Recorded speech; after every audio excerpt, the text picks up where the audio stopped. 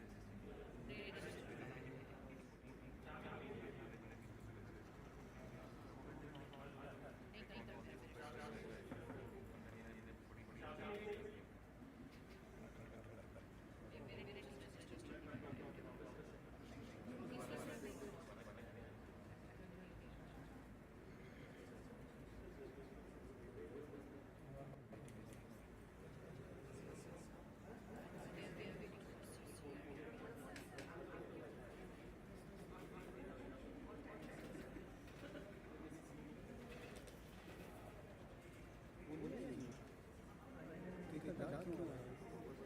इतना डार्क क्यों है? तो लाइट नहीं लगी वो अजीब सा लग रहा है लाइट जब करते हैं उनको करते हैं जब ऑन करते हैं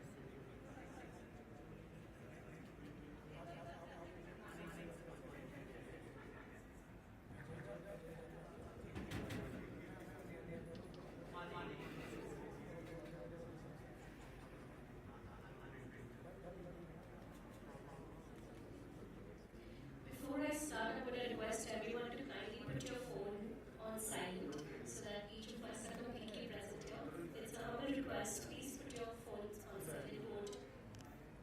Thank you.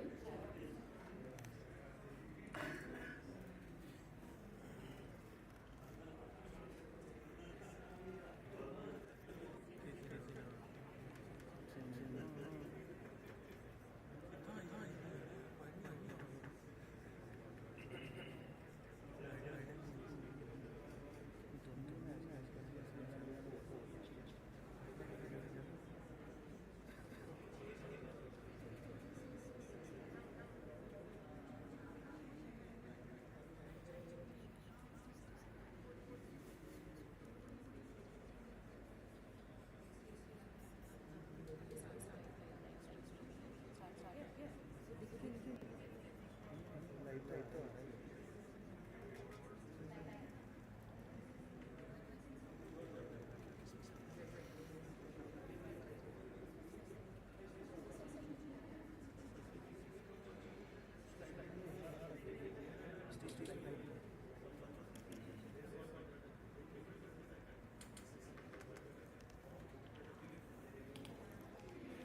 Once again, a very good morning to distinguished dignitaries and esteemed school leaders.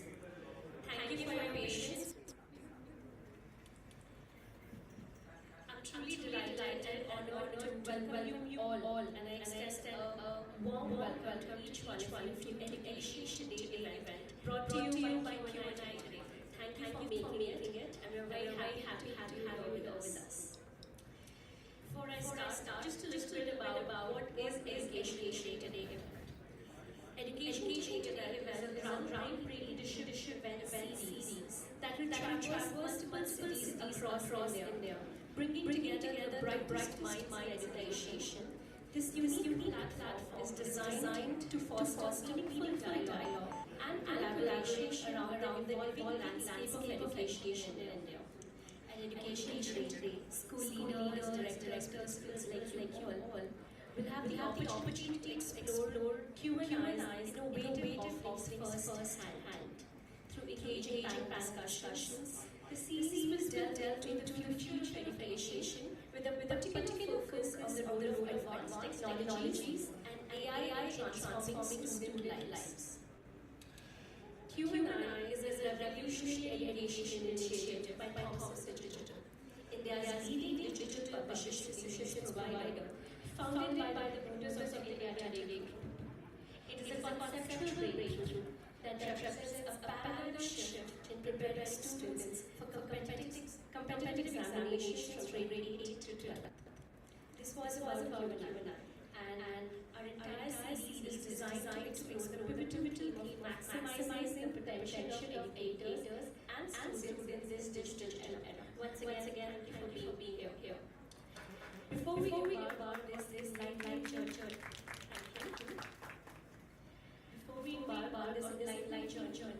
it is my deep honor to welcome the distinguished speakers of the day. Our chief guest, Dr. Vikesh Kaur, President Jammu Samudaya Complex, who will be the international student. So may I please request you to Ma'am, may I please request you to be here? I would like to invite Chandra, Head of Product and Business at Q&I Today, to kindly present a token of appreciation to Ma'am.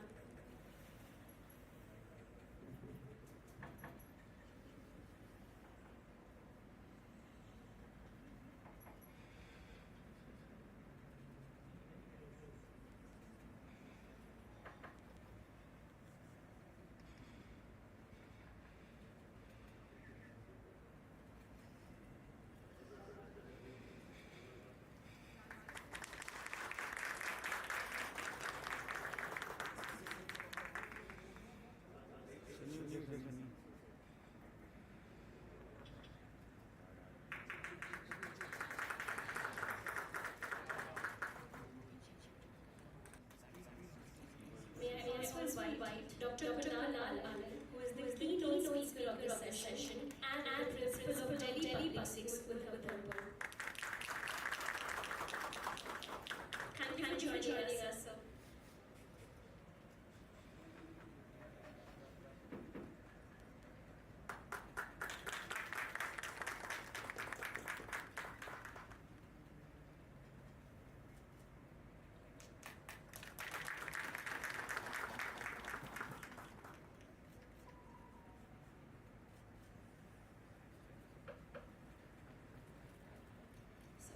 Another request I made here.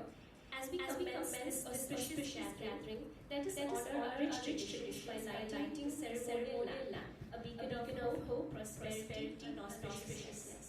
I would like to invite Dr. Vikesh Kaur, chief guest, Dr. Kunal, a keynote speaker, Mr. Anurag Chandra, and Dr. Pramod Srivastava, mentor, Jammu Samudaya Schools, Mr. Rajesh Pathak, advisor, Jammu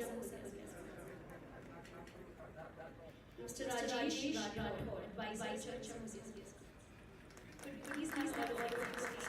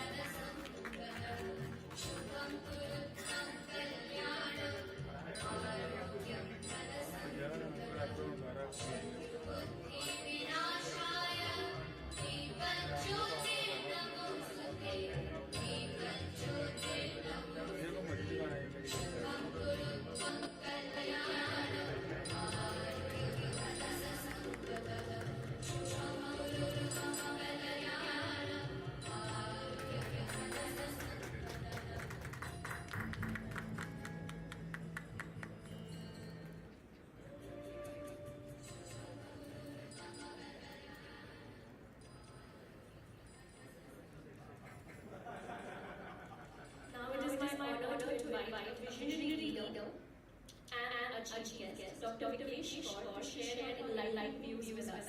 Ma'am, please invite you to the stage.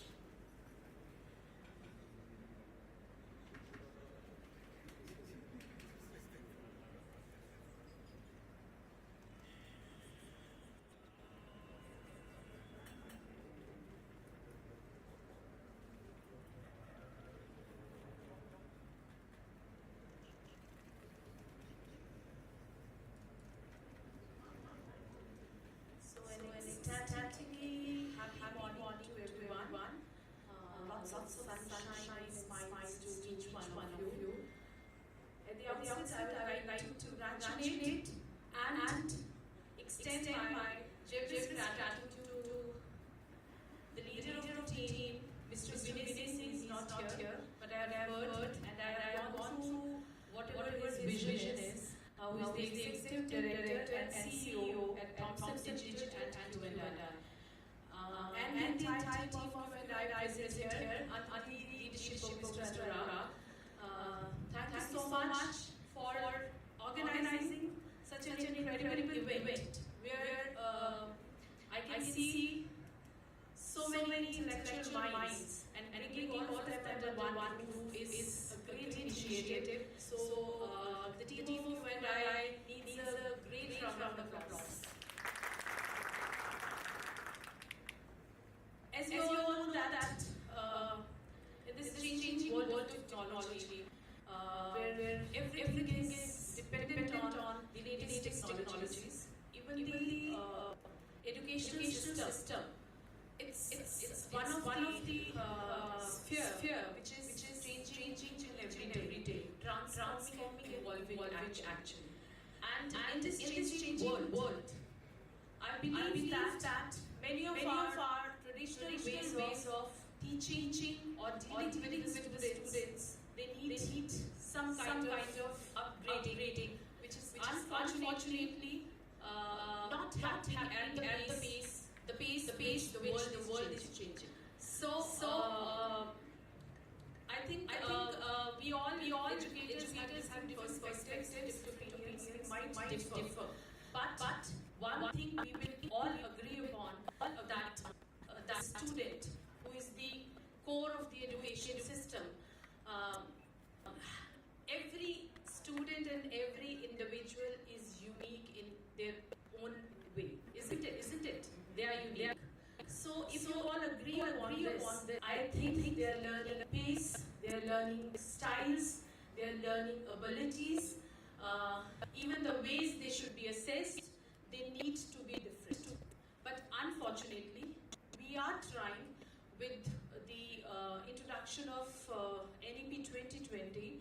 A lot of activities have been a part of our teaching, and we are trying to evolve our teaching methodologies and pedagogies. But unfortunately, we are assessing the children from the same point of view, isn't it? We have the same question paper for everyone. We have assessing techniques for everyone, which means that if they have, we need to understand that right from learning needs. Unfortunately, what happens is our children were till date they were achieving their learning experiences in their learning journey. They were adapting the education as per the needs of the society, as per the needs of their parents, as per the needs of the school, as per the needs of their teacher, as per the needs of the education board, maybe it's state board or CBSE board, but not as per the individual's needs. So I think I'm coming up with what is the vision of Q&I, that every individual or every student is unique. They have their own learning needs. They have their own pace, and they have their own learning styles. And what is needed to be changed is their customized and personalized even assessment system. So why unique is so important? Because every child has their own strengths and weaknesses.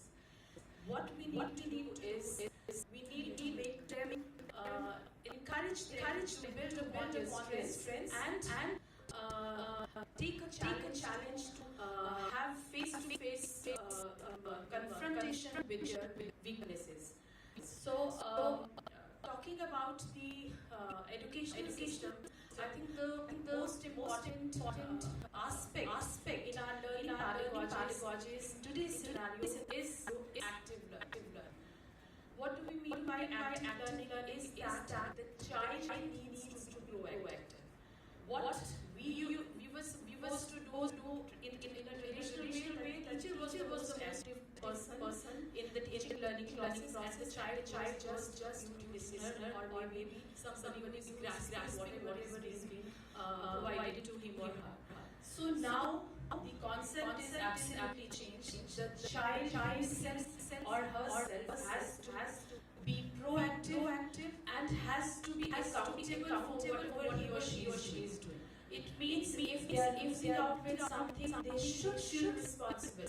They must take the onus on their own shoulders that how we need to build up our strengths and how we need to confront our weaknesses. So in active learning, we need the 100% participation of the students along with the teacher.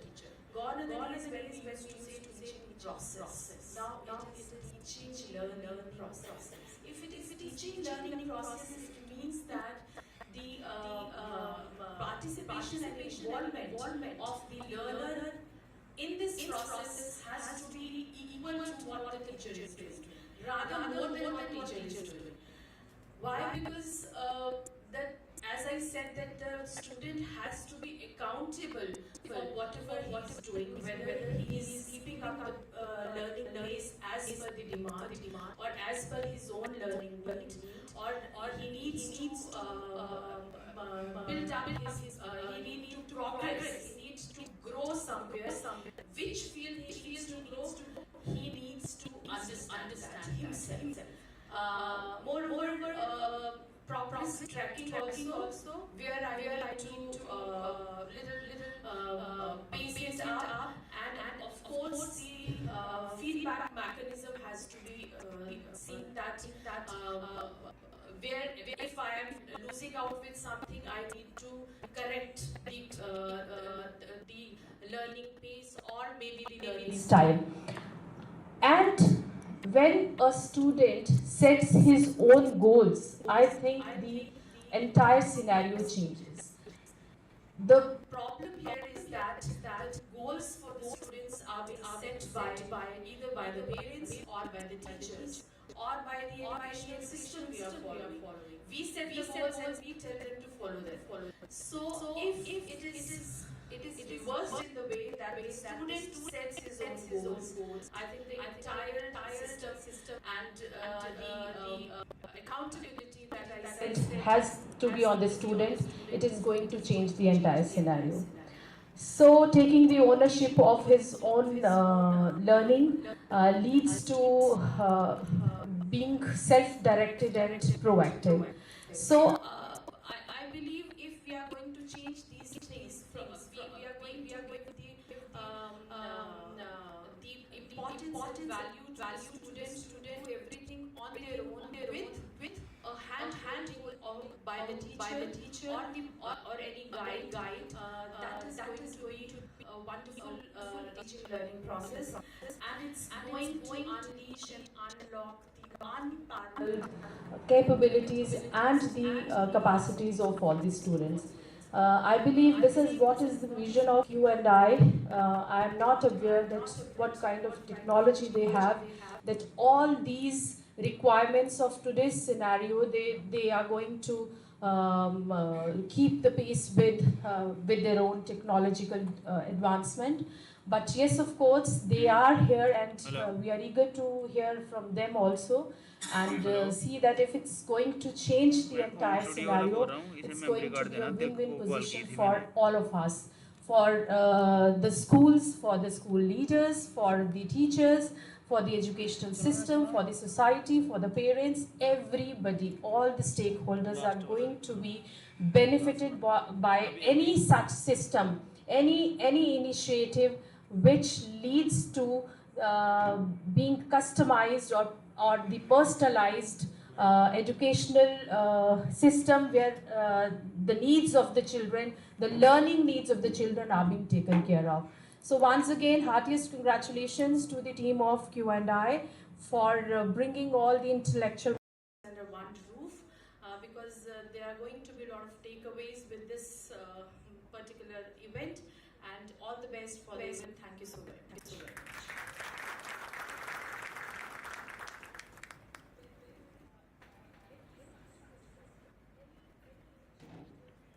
Thank you for those words, ma'am.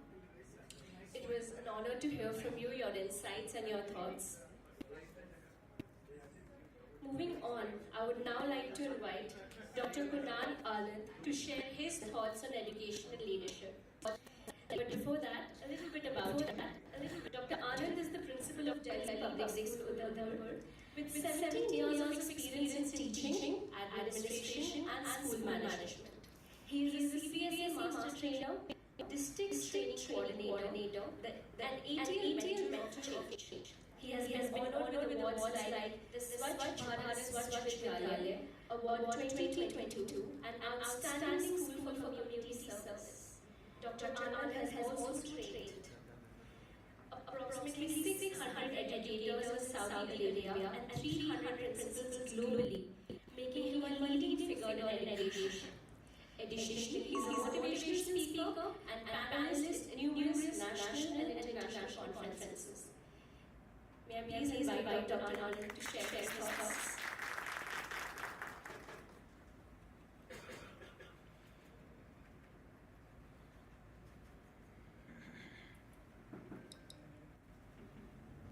Very happy morning to the distinguished gathering here. I'm truly delighted and honored to be a part of this conference. I thank the Q&I team at Education Day for giving me an opportunity once again to interact with the bestest minds of Jammu around. I'm truly humbled with the presence of Jammu Sophia School Complex, Vacation here. Of course, the previous presidents who have been here with us, Ajay sir and Professor, who are mentored me as well. Lovely audience, but Sunday morning, very two people sitting here is not that easy. Because once you're sitting on the other side of the podium, or the other side of the mic, it's very difficult to actually understand that. Because whenever you go and you're speaking, that all the energy, all the thoughts together. So you always are happy if I'm talking. But seriously, the people who are listening, they are, I guess, the leaders and the who audience listen to all the time.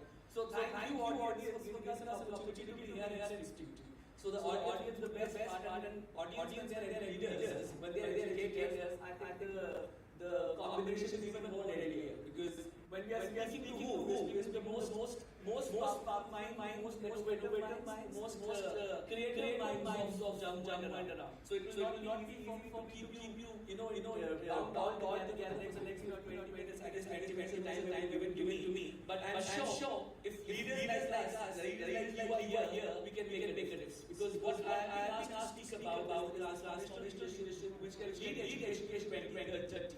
So when I talk about transformational leadership, I think we all are transformative leaders. So before I begin this small talk, because I'm not the PPT, Sunday morning I can expect all my principal colleagues to look at the PPT and listen to all the Gyan and about here. No, that's possible. I'm just trying to share whatever little I know about transformational leadership and how we all can work together in making Jammu a better place for our students to study. I think that's the goal for all of us. Perfectly fine. So I give you a small do before I start my talk. We all have those notepads over there. It's a long activity. I will cut it short. I just want you to close your eyes for a minute. Go in future. Think about the future 10 years down the line. How professionally and personally I as a leader would like to grow. So take a minute. Close your eyes. Think about that and just write down 2 or 3 points. It's an activity. You can write a letter to yourself looking at from 10 years from now. But I would request all the distinguished principals just to write 2 or 3 lines. How do you see yourself 10 years down the line, personally and professionally both? A minute to close your eyes, down into the future, see the past as well, What have we done? What have we achieved? Where we felt the best? Where we felt worst at times? What were our challenges? What were our opportunities? Where were the threats? How we changed those threats into opportunities, our weaknesses into strengths. Next 20 seconds are absolutely yours. Think.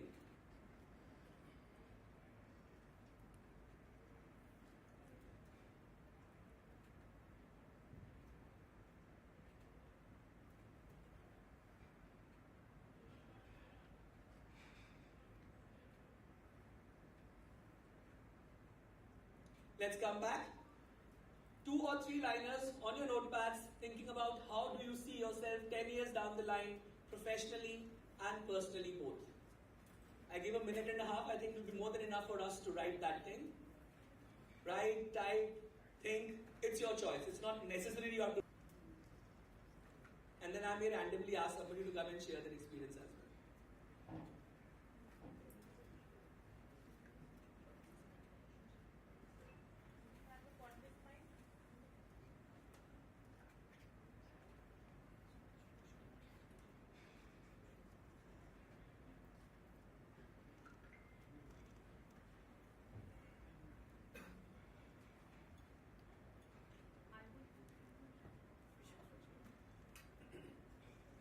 Hello. Okay. I think I would definitely. This is the need of the hour, and I believe in next coming 10 years, definitely it's going to be a challenging thing. I would work on the mental health of the students and as well as the educators, because this is the demand of the day, and this is one thing which is if affecting the educational needs and the pace of the learning pace of the students. Absolutely. So we are going to work On the more mental on health. the mental health of the students and the educators. Perfectly fine. Thank you. Thank you so much. Anybody else would like to share? Pramod sir there. Personally and professionally.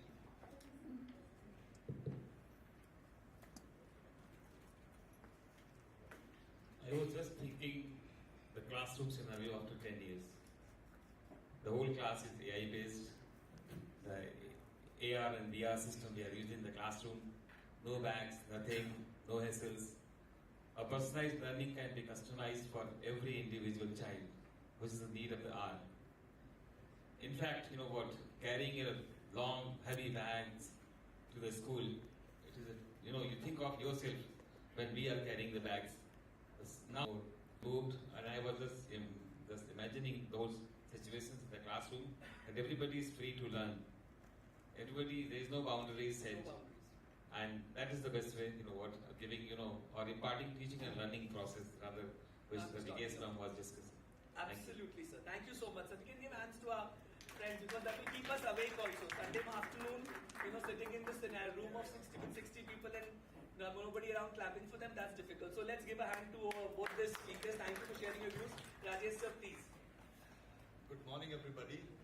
I was just wondering, what is the scenario after 10 years when ChatGPT has taken everyone into its mighty grip? If someone has to really reflect something, it will be very challenging because it's so handy, it's so easy, so simple. You just put the topic, and the entire presentation is there. So this is where we need to focus a lot, and we tell children to be very sincere, serious, innovative, creative, but at the same time, the seriousness is very important. Because after 10 years, things will be very challenging. Okay, fine, if some reports to be prepared and submitted, it's very easy. But reflections at any given point of time will be a huge challenge. So I think Perfectly fine, sir. The education seriousness system and edu is leaders very, very focus crucial. a lot. Thank you. Anyone would like to see this all about professional development in the next coming years? Anybody would like to share their personal thing? Where do they like to see themselves 10 years down the line?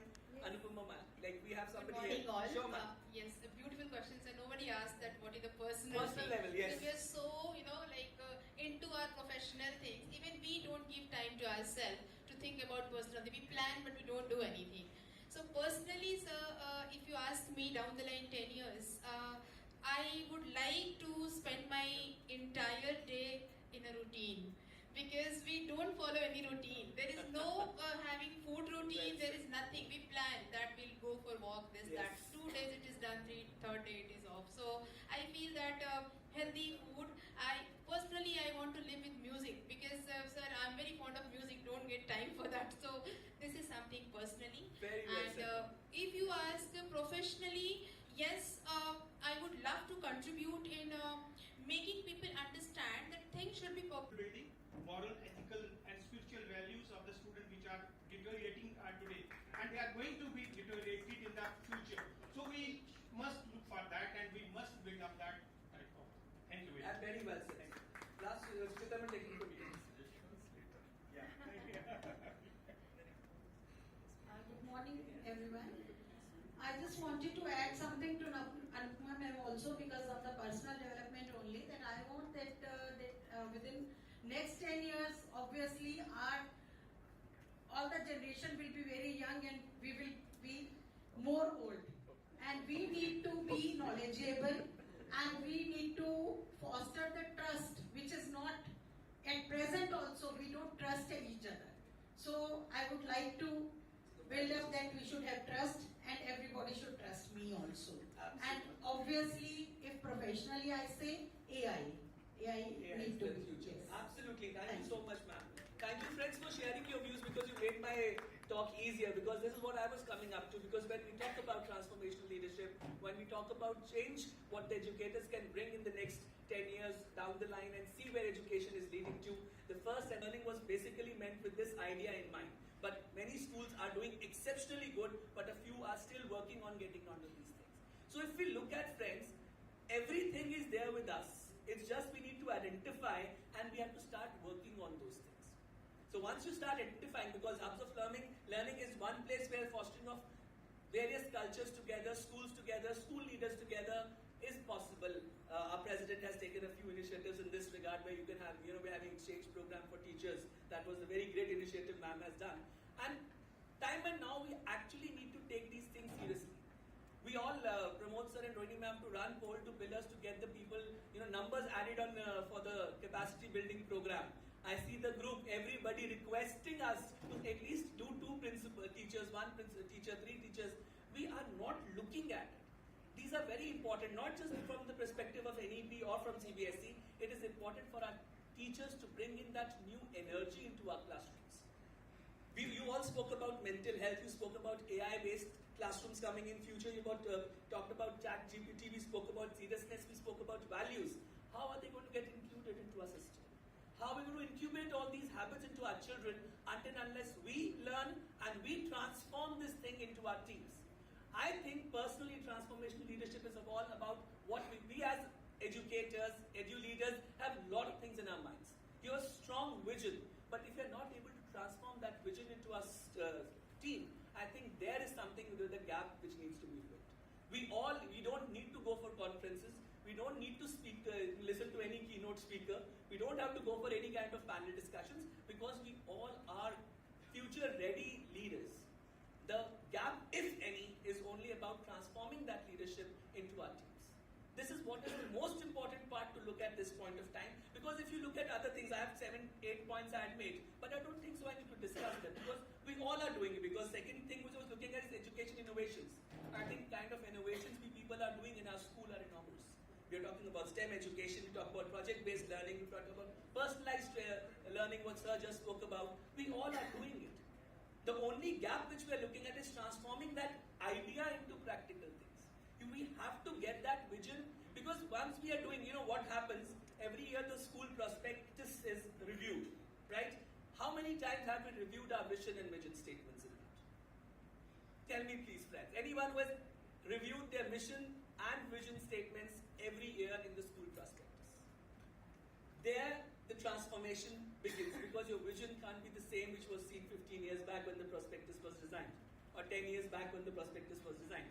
Vision statement and mission statements are a very big term, and vision statements reflects what the principal and the management looks forward for that particular academic year. Mission, we all know what is our mission. But then even vision differs, and vision statements together in different sessions, we can always talk about it in some other time. But I would request my mission, we all know what is our mission. But then even vision differs, and vision statements together in different sessions, we can always talk about it in some other time. But I would request my mission, we all know what is our mission. But then even vision differs, and vision statements together in different sessions, we can always talk about it in some other time. But I would request my mission, we all know what is our mission. But then the vision also, and vision and policy what is this. But then the vision also, and vision and policy what is this. But then the vision also, and vision and policy what is this. But then the vision also, and vision and policy what is this. Let's make it very clear. Vision and policy what is this. Let's make it very clear. Vision and policy what is this. Let's make it very clear. Vision and policy what is this. Let's make it very clear. Vision and policy what is this.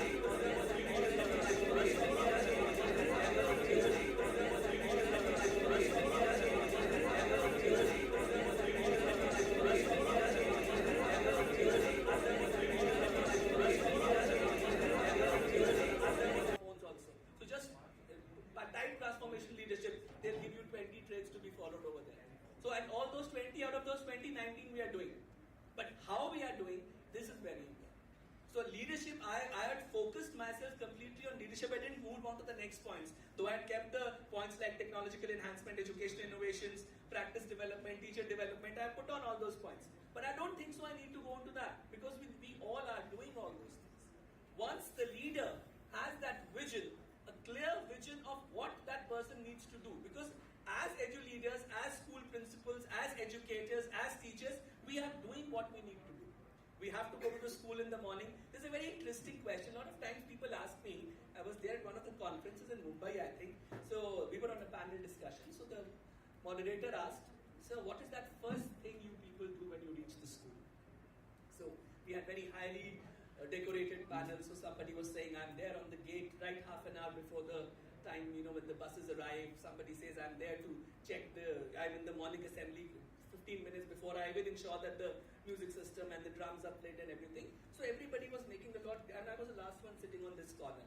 So I think, ab kya bacha bolne ke liye? Everybody has said what they wish to say, because somebody's on the gate, somebody's in the morning assembly. So I thought, what I do? So then they came to me and said, "What do you do? The first thing you do when you reach school?" I said, "I have a cup of tea." So the moderator asked me, he said, "What is this?" I said, "I drive 70 kilometers, so I need to have a cup of tea." So he's like, "Then how is the school managed?" I said, we all have a leadership team in the school. You have vice principals, you have coordinators, you have headmistresses, you have area in charges, you have area coordinators, class teachers, who all are not there. So why do I need to stand on the gate every time? Of course, there's a different connotation onto that also. But why do I need, when I'm not able to transform my vision, I'm not able to transform my energy into my team, then what is the point? And I actually do that, friends. I go back, I have a cup of tea, because it's a 10-minute or 15 minutes before the assembly begins. So I have a cup of tea, have 2 biscuits, and then I go to the morning assembly. I never stand on the school gate. I promise that. I never stand on the school gate. There are people to look after that. Yes, when there was a need, I used to stand when I was there for the first 2 years. But now I don't think so I need to, because my team is competent enough to handle those situations. This is transformational leadership. This is how you have to look as transformed leaders. We don't need to look at going into all these details of things. So on that, I think that's more than enough what I've said. But one little thing, yes, I would like to say, you all edu leaders from Jammu and around, across India, around the globe, we are the future of the country. We say kids are the future of the country. Yes, they are. But we are the future of the country who will shape these kids to make them a better citizen, to make them more futuristic.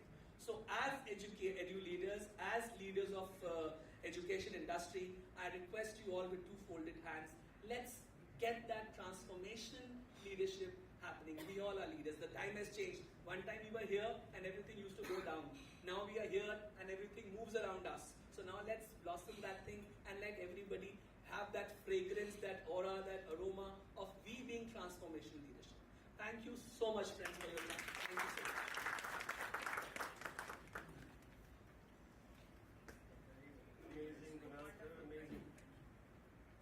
Thank you for that interactive, engaging, and invigorating session. Can we please have another round of applause for you? Before I move on to the next segment, I was just wondering, as educators, your impact goes far beyond the classrooms, right? And like Sir said, that future-ready leaders build future-ready schools that transform student lives. So on that account, a little appreciation for all of you all. Please have another round of applause for each one of you. Thank you. We now transition to one of the most awaited segment of today's event, the panel discussion. I'm delighted to introduce our moderator for the session, Mr. Arindam Roy Chaudhary, Principal of GD Goenka Public School, Jammu. Mr. Chaudhary, please come to the stage and take charge of the proceedings. Ladies and gentlemen, the theme for today's panel discussion is the role of educators in digital age to prepare the students for a brighter future. Our panel consists of distinguished educators, and they are Mr. Pramod Srivastav, Principal, Model Academy, Jammu. Mrs. Anupama Sinha, Principal, KC International School. Dr. Neeraj Mohan Puri, Principal, Modern Sandeepni School, Pathankot. I request all the panelists to kindly join us on the stage. Mr. Rajesh Rathore, Principal, JK Public School.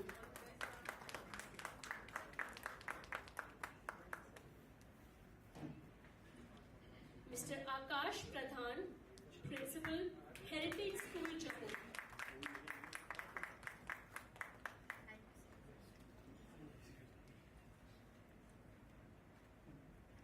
A little floral appreciation for all the panelists.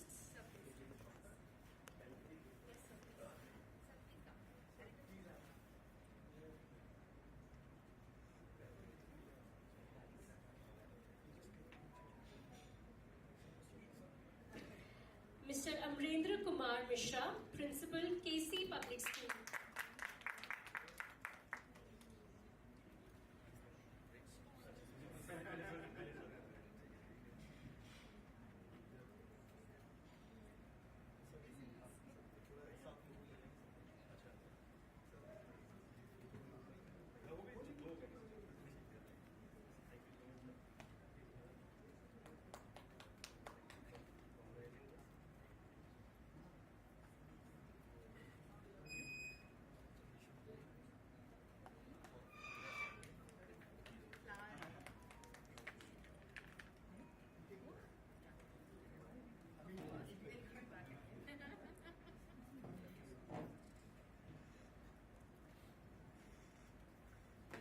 And joining the esteemed list of panelists is Mr. Anurag Chandra, Head of Product and Business from the Q&I team.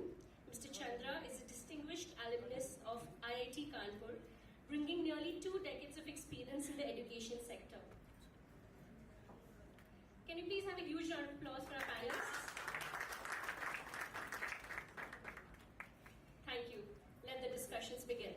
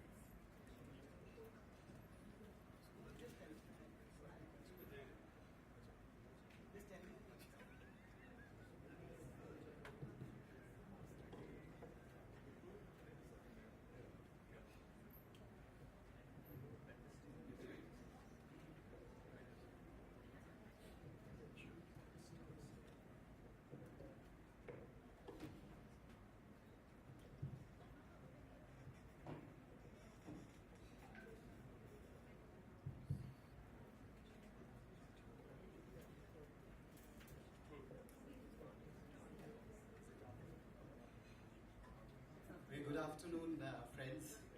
At the outset, let me thank Education Today for setting up the stage for all of us, getting this beautiful Sunday, the sunny Sunday, getting us together and for this enriching discussion. So today we have a plethora and a star-studded panel. Let me first take this opportunity to introduce them. We have there is no connect to the list that I have. I'll just read out the names which I have straight. Mr. Akash Pradhan, Principal of Heritage School, Jammu. Mr. Rajesh Rathore, Principal, JK Public School, Kunjwani, Jammu. Ms. Anupama Sinha, Principal, KC International School, Jammu.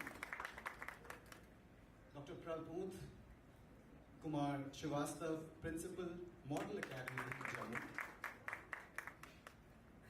Mr. Amrendra Kumar Mishra, Principal, KC Public School, Jammu. Last but not the least, the man of today, Mr. Anurag Chandra. Let's give him a big round of applause.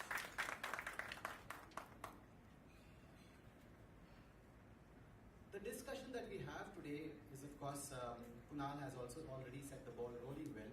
So we're talking about transformational leadership and how, as leaders, how do we prepare our students for, imagine, 2030 or beyond. As we all say that school is nothing but a reflection of the community. If there's a transformation or a change in the community, you'll definitely see the change in the school. The change is bound to make, the school is bound to make that change. And who sits at the helm of affairs is these transformational leaders, as Kunal was giving beautiful examples on. So let's listen to the panel, and as they are all practicing principles, they are leaders and they are leaders by their own right. So let's listen to them and say and look at, peep into their thoughts and understand that what do they think about the entire aspect of preparing our students for future. Because all said and done, school is also a place where we are preparing students for life, as we say, right? So let's begin with Amrendra sir, the baton goes to you. See if you can just pick up. So you have been, as much as I know, you have always been a visionary. So this question goes in this form. How do you envision the role of school for preparing students for this 2030? What do you think about that? All yours, sir. Good afternoon, everyone. So there are certain things which are in practice, and there will be always the constants. Like creativity, we all talk about creativity, and we all practice that. And at the same time, we all talk about lifelong learning, digital literacy, competencies, and all this. But to me, what's very important is nurturing global citizenship. That is the need of the hour. Because people have all across the globe, majority of the Gen Zs are becoming self-centered. They don't mind, they don't think about other people. They just mind their own business. It's me, I. So they need to understand the cultural differences. They must appreciate the cultural differences. They should be ethical. They should be really empathetic for other people. This is what, to me, personally, we should be fostering more and more in the coming days. Thank you. Thank you so much, Amrendra sir. Can you give him a big round of applause, please? Yes, of course, changing the students or making them as a lifelong learner is the most important, I suppose, responsibility as far as school is concerned. Let us pass on the mic to Rajesh sir. If you can just. Now we talk about preparing students for life, and we are looking at the uncertain future that we are actually preparing them for. So sir, what do you think about creating that the life skills or creative thinking or critical thinking skills that we can develop, so that, or the most important thing, the adaptability that we can teach our students so that we can prepare them for this uncertain the future that we have in life. So all yours. Thank you very much, Arindam sir. I think it's really the need of the hour, because the future is not that easy. And we need to really prepare children for that. And friends, for just 30-40 minutes I'm in my office, rest of the time in my classes.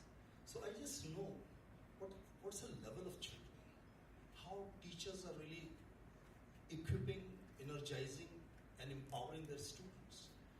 And I have designed 17 sustainable development goals for my school, JK Public School, Gunjwani, and I feel that, for example, knowledge base. I feel that's really very important, knowledge base. And whichever subjects are prescribed, children should really be trained very nicely for all those subjects. High order thinking skills question, that's a need of the hour. And in these prescribed textbooks, what I find, hardly 2-3 questions are there in the name or in the category HOTS. So there we need to focus a lot, because I feel 9 to 12 is not the right time where we can prepare children for all the competitive exams. That preparation should begin from lower classes.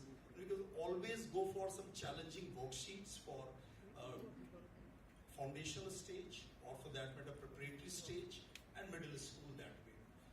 Language skills, again, if we want to really prepare children in this digital age, so we should look into. Sometimes I really wonder, what is the proficiency level of children? Okay, fine, I score good marks in English, class 12, it's one thing. But writing something at the spur of a moment, that's very challenging. And I feel, as per the future needs, for example, if someone has to write a jingle, if someone has to write a song, lyrics writer, so these are the things where we have to look into, like report writing, although it is done, so we should go beyond those things. Scientific acumen, that's very important. Mathematical sharpness, that is again very important. And for that matter, I always want schools should have very nicely designed junior maths and junior science labs. Recently got to know, like Alan Kota came up with very nice foundational workbooks for children falling in 3 to 5. So I was amazed, because 6 to 10 to 12 I have Alan Kota, Career Point, Dr. Rao at the Academy. So because IITians have designed questions related to science and maths, what about 3 to 5? And still I can vividly recall my previous association with Anandale, wherein like class 1, class 2, class 3, no question is ever a direct question. In maths as well as science teachers used to design the complete no question from textbook exercise and no question from notebook. So friends, here I would like to say, first we have to prepare the mindset. Do we have that freedom? Do we have freedom? Do leadership people, they have freedom? It's a big question, right? And we have to prepare parents also for this. If any question is beyond whatever is done in the class, parents, they start approaching the principal, what is this? I feel up to class 12, we should prepare children for all the future needs. And after that, okay, competitive exams are there. So friends, I'll say, critical thinking, creative thinking, adaptability, we should really focus on different innovative ways like inquiry-based, this teaching or learning, or project-based. So these things are very important. And last thing I'll say, these publishers, right? So I think they have to look into how to reduce the syllabus, and inquiry-based learning, project-based learning should be a part of the exercise. That's very important. And whatever we want, unless we have, I was just talking to someone, why not to just reduce the syllabus of English? Have very nice, 4 short stories, maybe one autobiographical sketch or biographical, then maybe one letter written by some eminent personality to another person. 3-4 very nice little choices poems. So this way English, Hindi language is very important.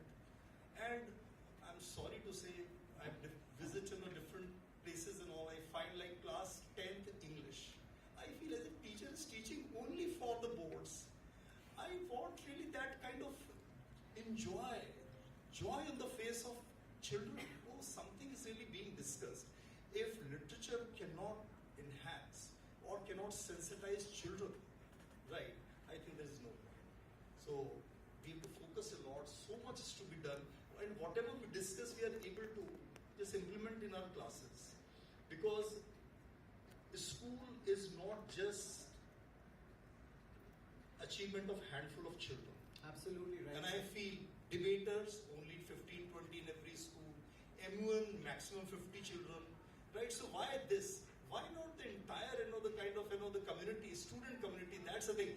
50% children in every class, every section, every school, they are really struggling.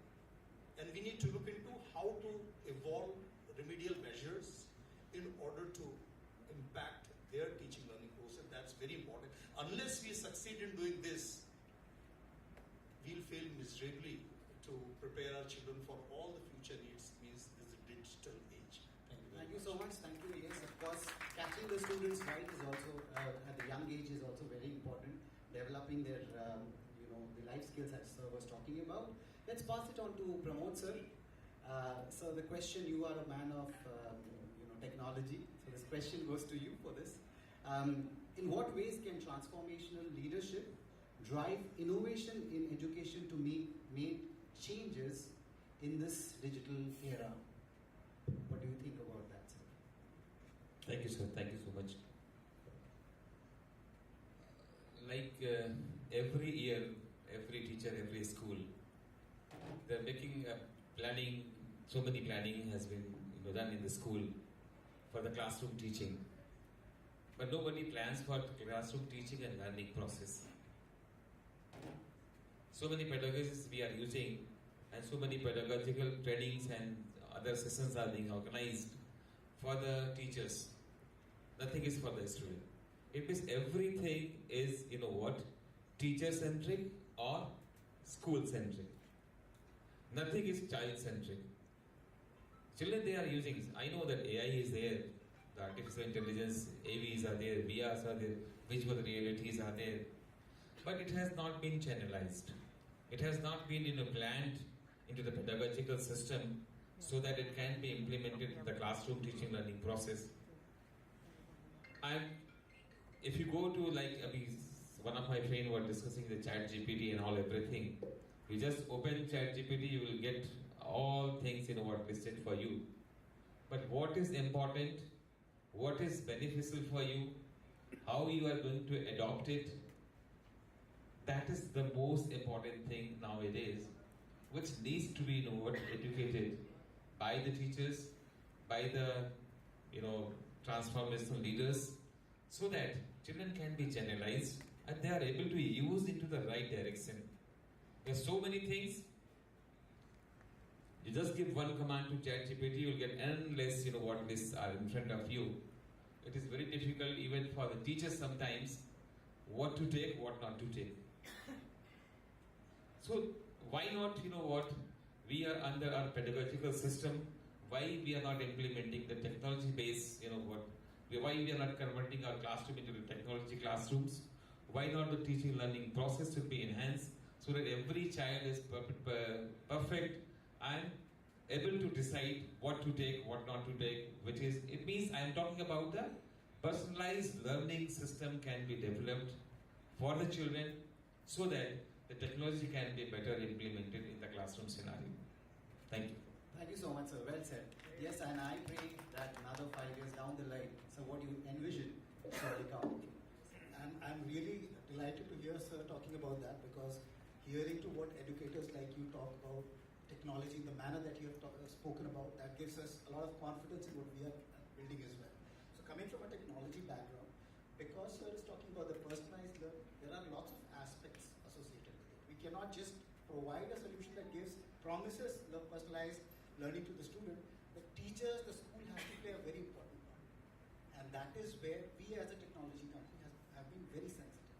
So the solution that we try to bring up from the technology perspective is centered around the student, but it focuses on the child's need. So that is something that we are very particular about. And the second aspect also, when we have to bring in personalized learning, there is a lot of data that's going to be involved. So again, that is something that the educators again need to be very, very clear about how they are using the data, because with that comes the seriousness, the ethical use of technology. So these are the couple of things the teachers are going to work out, and technology is going to take care of the personalized learning. Yes, of course, and you're talking about technology getting into personalized learning. Of course, it will be a paradigm shift, but I'm sure the days are not too far that we'll see personalized learning through technology, isn't it? Anupama ma'am, I just wanted your view on this.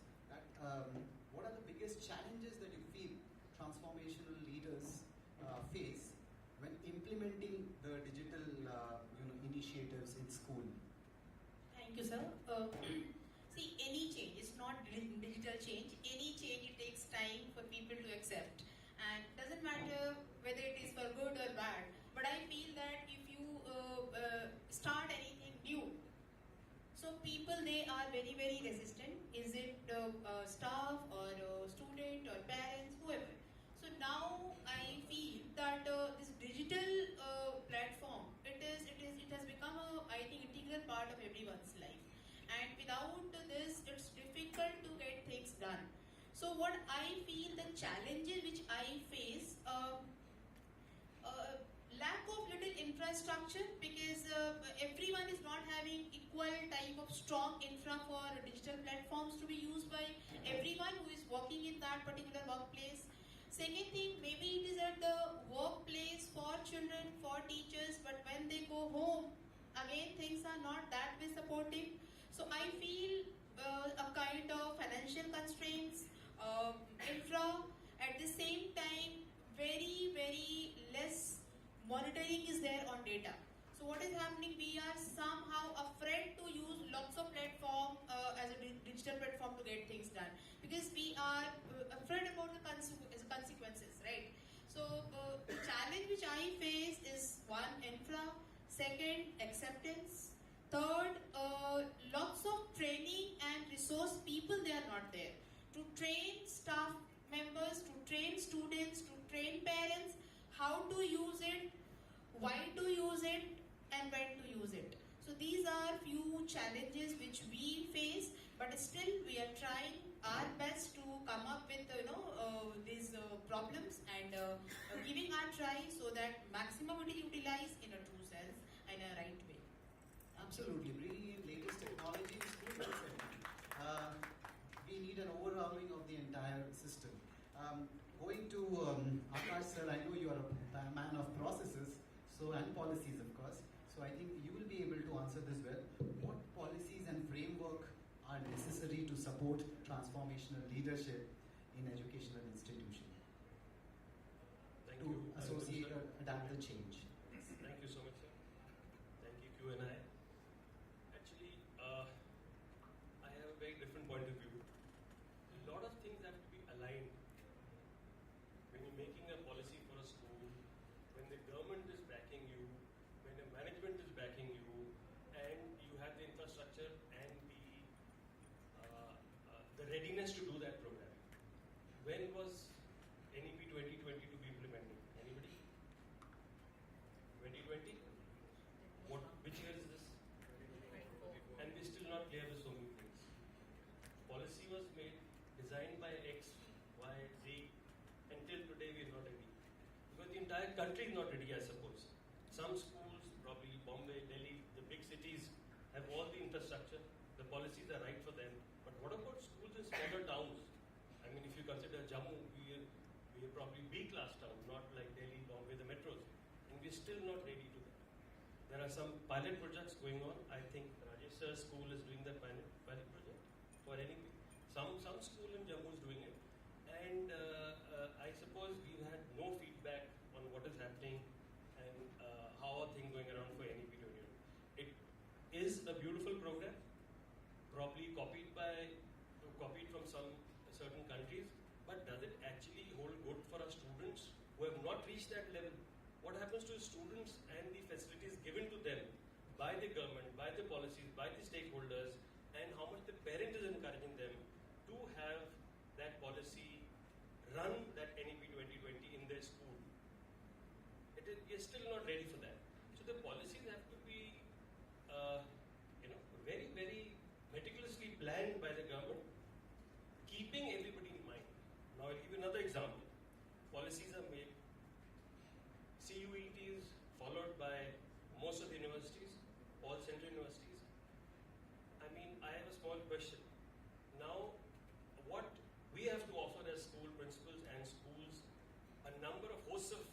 subjects to one particular child. He might be in arts in class 11, but he can take up physics.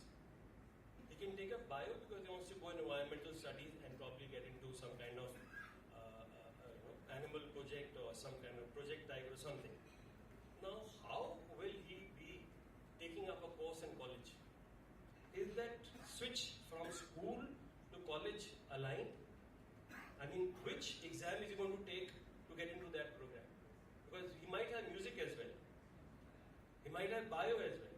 He'll have to have English. So this combination, how many teachers are going to add to your school? Who's going to dish out the salary? The management. Is the management agreeing to that? Do you have the rooms for that? So the policies have to be really be aligned with what we are going to go forward with. Now coming with this 2030, how our schools are going to move forward and what the policies are supposed to be, the people who design the policy have to know what the industry demands from the students. The students in class 12, he moves to college for 3 to 4 years. With the new program, it's 4 years, sometimes 5 years. So all this has to be aligned very well what the industry demands. The industry demands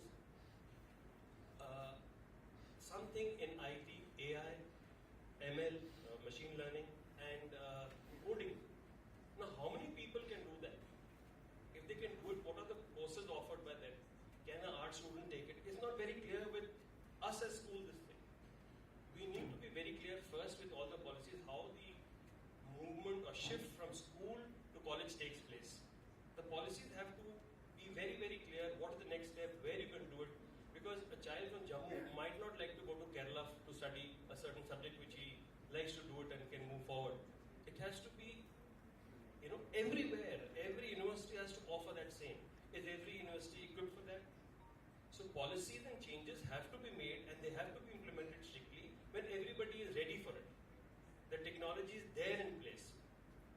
Is any and every school, all principals sitting here, do they have proper AI from class 4 onwards? Not possible. You need to have proper program. You need to have profession to teach them. Your computer teachers, yes, we can do it, but they cannot do it. They don't have outside industry experience. So industries have to be aligned. The need in the industry has to be understood by the college teachers, has to be understood by the students. But when they start learning all these programs, I'm talking about computer application, I'm talking about Python and everything, they have to know what is in demand. If everybody does that, then what about the other engineering field? What about medicine? So everything has its own importance. There's a whole cycle, Earlier it was just medicine, law, and engineering. Now there are 1,000 more fields to move up in life and do well. But is every counselor in every school aware of it? I don't think so. We're not equipped, we're not trained, we don't know, we don't attend seminars in Madras, we don't attend in Pune. Even if we do, we're not able to transfer it to our children and things. Very, very difficult. With the tight schedule and with the CBSE giving all kinds of sermons. Today night they're going to give it, Saturday night, and they expect you to do it on Monday. Now, you don't go and open every time your emails on a Sunday. So it's very difficult. Things are becoming tighter and tighter for a school to function normally. Forget introducing other policies. So the policies have to be aligned. Who designs the policy?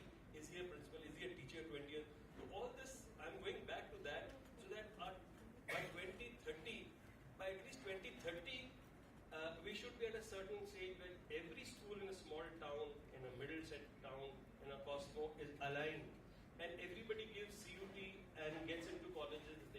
How can a small town boy get into Delhi University with that CUT, with the education he's getting in that particular school? What is the standard of teachers? What is the standard of equipment, infrastructure in a school? All this does matter. So policies and things have to be designed in the present situation for that. We're going to lose out these 5-6 years of our students. We're going to lose out, they will not be able to do what is expected of them, what is expected of NEP 2020. Anyway, I think I've drifted a little bit, but anyway, thank you so much, sir. Thank you so much, Akash sir. Yes, that was really wonderful, your thought. Yes, sir.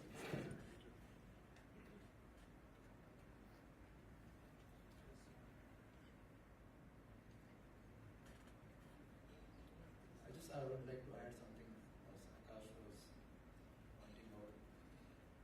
See, this is a heavily borrowed document from the IP curriculum, 3D pedagogy. I have had the opportunity of teaching IP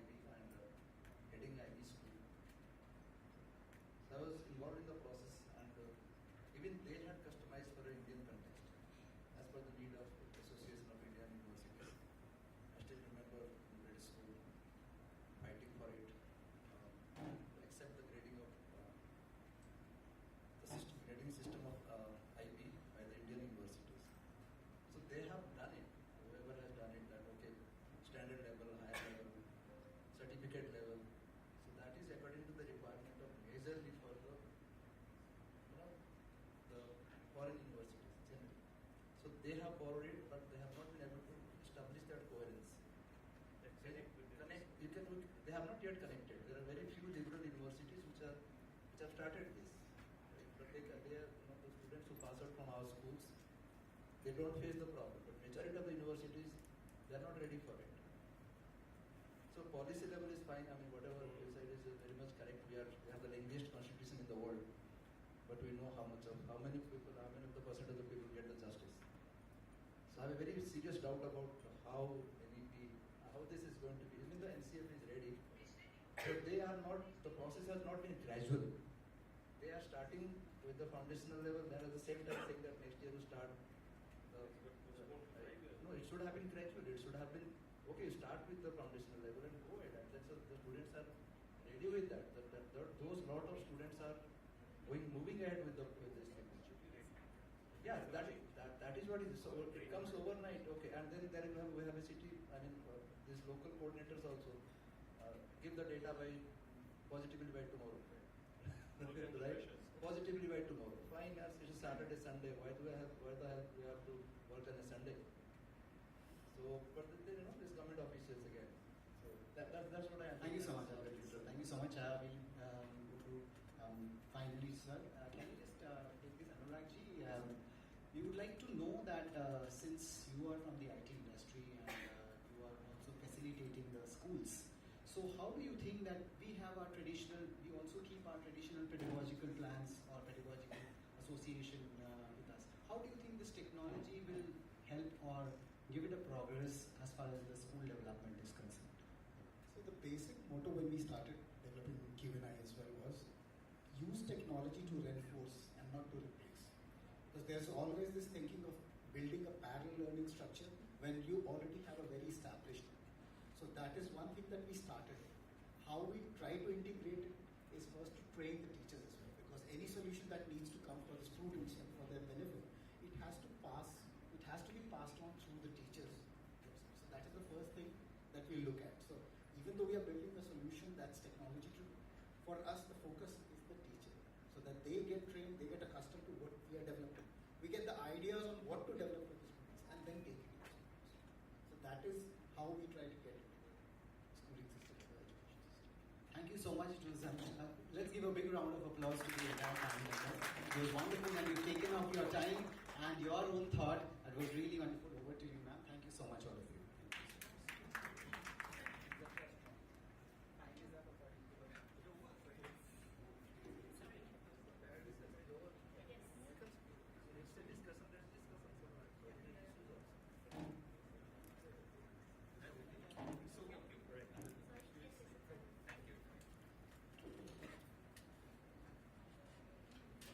Thank you to your esteemed panelists for your insightful contributions. This discussion has certainly shed light on the vital role of creating a positive school culture. Once again, thank you for participating and keeping it short and crisp. Thank you very much. Moving on, I know since the time when I've stepped foot into this session, all of you all are wondering what is it that Q&I does? What is it that we stand for? What is our vision? So we will not keep you waiting any longer. I would like to invite Anurag Chandra once again. He's the head of product and business at Q&I Today to take us through what is Q&I all about and a little bit about Mr. Chandra. He's a distinguished alumnus of IIT Kanpur, bringing nearly 2 decades of experience in the education sector. His career spans a wide array of leadership roles across top edtech companies specializing in content, product development, and business operations. A prolific author, Anurag has penned several academic books tailored for JEE aspirants and gained national recognition for his bestseller fiction novel, The Ramayana Secret. Published in 2018, his deep understanding of the educational ecosystem, combined with a unique ability to bridge content with business strategy, has established him as a thoughtful leader in shaping innovative educational solutions for students. Anurag, may I please invite you to the stage?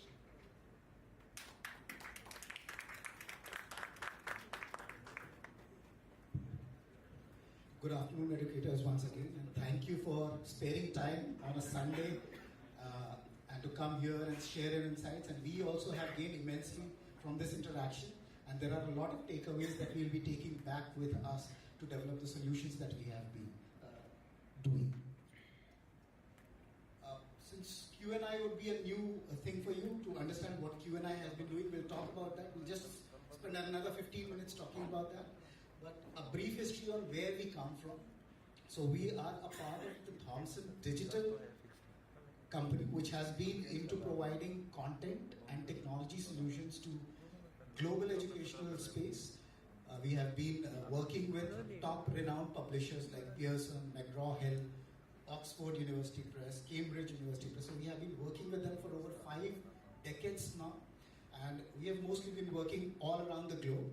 And Q&I is one initiative that we started to think when, just a couple of years prior to COVID, we started to think of developing something for our own country. So we were catering mostly to international journals and textbooks that were going into Europe and North America. But with Q&I, we wanted to get into the Indian education space. And that is how Q&I came about. Thomson Digital, again, is part of the larger India Today group family, the umbrella. So we have multiple interests. We have been into media, as you all know. We have also been into school education. One of our schools runs in Delhi by the name of Vasant Valley. So we have been into multiple spaces. And Thomson Digital, since it was looking into the digital part of the content and technology that we were providing to educational publishers, Q&I came under that umbrella. So Q&I is one such solution that we have tried to develop for the K-12 market space. We started with 11th and 12th because that is when the challenges start for the students and they have to start picking on careers. So that was one place that we wanted to begin with, but we are not restricted to that. Of late, we have also started to get into the foundational grades, which is 8th, 9th and 10th. We'll talk more about that when we meet personally, but we'll just give you a brief introduction of what we are doing and what we are trying to solve. When, as I said, that we started to think about getting into the education space in India, and there were already a plethora of players already in the market. 2018-19, there were lots of companies, EdTech was going through a boom, so there were lots of solutions already out in the market. So they were already trying to solve a problem for the students. So when we started to look at the problem, we wanted to give it a different perspective. We wanted to understand why is the problem coming up and what exactly is the core of the problem that the students of higher grades, especially 11th and 12th, are facing. Generally what happens is when we get into the grades 11th and 12th, and the students get serious about a career where they have to look into probably commerce, engineering, medical, they start to look at after-school programs to prepare for it. Generally that is how it starts to transform. Any serious student starts to look at it that way. Although school is already providing the holistic development of the child, it's focusing on the academic success of the child, it's aligned, the thoughts that we have been hearing, the schools are also aligned to the new age way of learning. Obviously there are issues with infrastructure that we as technology company also have to look at, but the school is aligned towards that. And it also provides, most importantly, provides the safe and sanitized environment for the growth of the child. It's not about the cutthroat competition. We hear a lot of times about these competitive examinations being really bad because the students get that mental stress. A lot of that mental stress comes in because they leave or they stop focusing on the school, they stop focusing on their social growth. And these are the factors that play a key role when it comes to building of that mental stress. And we blame it on an exam. So the exam in itself is not bad. It's the environment that they are being subjected to. The school is already providing that. However, we have another set of after-school programs that have gained prevalence of late, right? Where they focus on competition success, where they have standardized assessments, one assessment for all, right? Because they say that the exams are standardized, so the assessment or the practice also has to be standardized. But that is not the case. Every child is unique, their learning journey has to be unique, and nobody focuses on that. We have a mix of star teachers, a mix of regular teachers that make up this whole program. So not every student gets the same share of resources. If you are a good student, you get the star teacher. If you are an average student, you probably have to bet on your luck to get a good teacher to help you prepare. And then they also have a previous track record. Obviously, for the last 2-3 decades, they have series of results as well to prove their point, and hence they gain that credence, that validation. Now what this, so they have their own merits as well, but what it is causing to the students is, it is somehow building a parallel learning structure where two of the participants, the schools and these after school programs, they are working on solutions or aspects, but they are not aligned, they are probably disconnected. And that is where we think that Q&I has a role to play. When we have that parallel learning structure, when we have a school focusing on a particular set of mandates and an after school program focusing on another, what we ultimately get for the student is a competing program, and they start to get disconnected. We have a one-size-fits-all approach, and it's an unregulated learning environment. So the student, even if they have to stay at the school, they still have to focus on two sets of teachers to prepare for these exams, and that environment is unregulated. Whereas what is needed is probably a complementing solution. The school is already taking care of a lot of things. From the curriculum perspective, the syllabus perspective, it's almost the same. These competitions have the same syllabus. So we probably need to have a complementing solution that aligns with the school education to work on both board and competition success. A program that focuses on the individual student need. We just have 4% success rate across these examinations, but there are a host of other students. What happens to them? We have to look at them as well. So we have to have an understanding of where the students are so that we can take timely interventions to take them either through the same path or suggest alternate paths to them. So that is one focus area where we have to focus on. And providing safe and secured environment. When you have something that's happening in the school, the students coming to the school, probably that is the best learning space for them.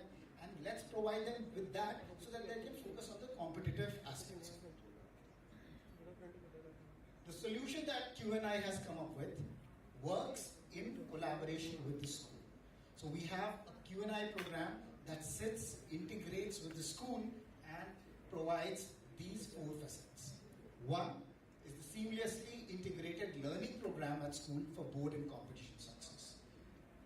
This is provided through multiple offerings. So we have our teachers sitting in a centralized studio in Noida where they offer learning conceptual classes to the students preparing for these competitive examinations, while the teachers in the school help us out and collaborate to ensure the board success as well. So both Q&I teachers sitting there in Noida in the centralized studios and the teachers of the school work together, align and come up with an academic calendar and a program that seamlessly integrates, and that is the first aspect of it.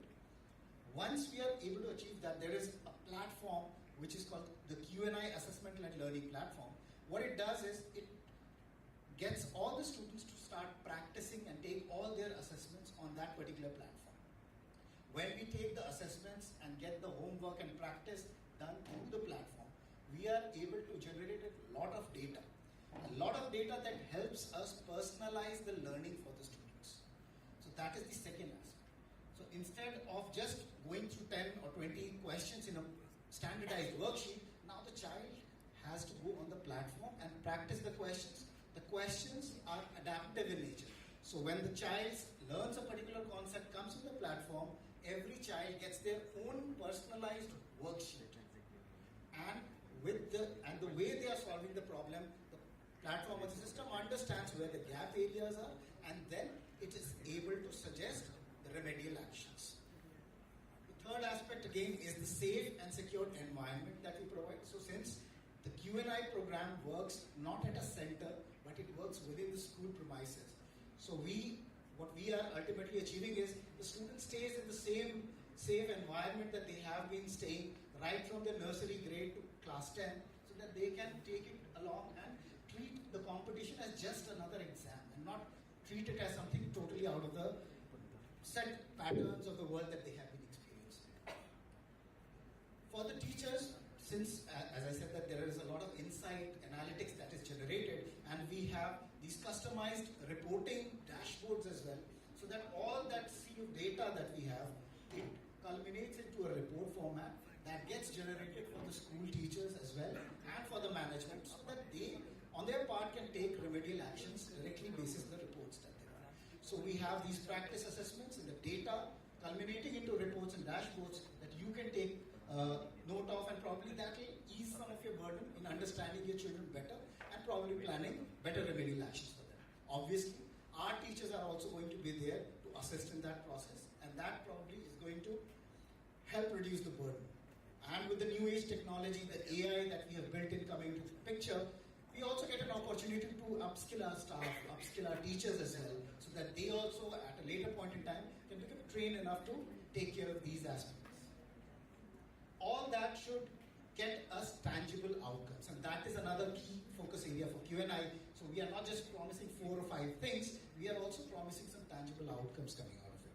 It should reflect in the improved result and higher student retention post-class 10th for sure.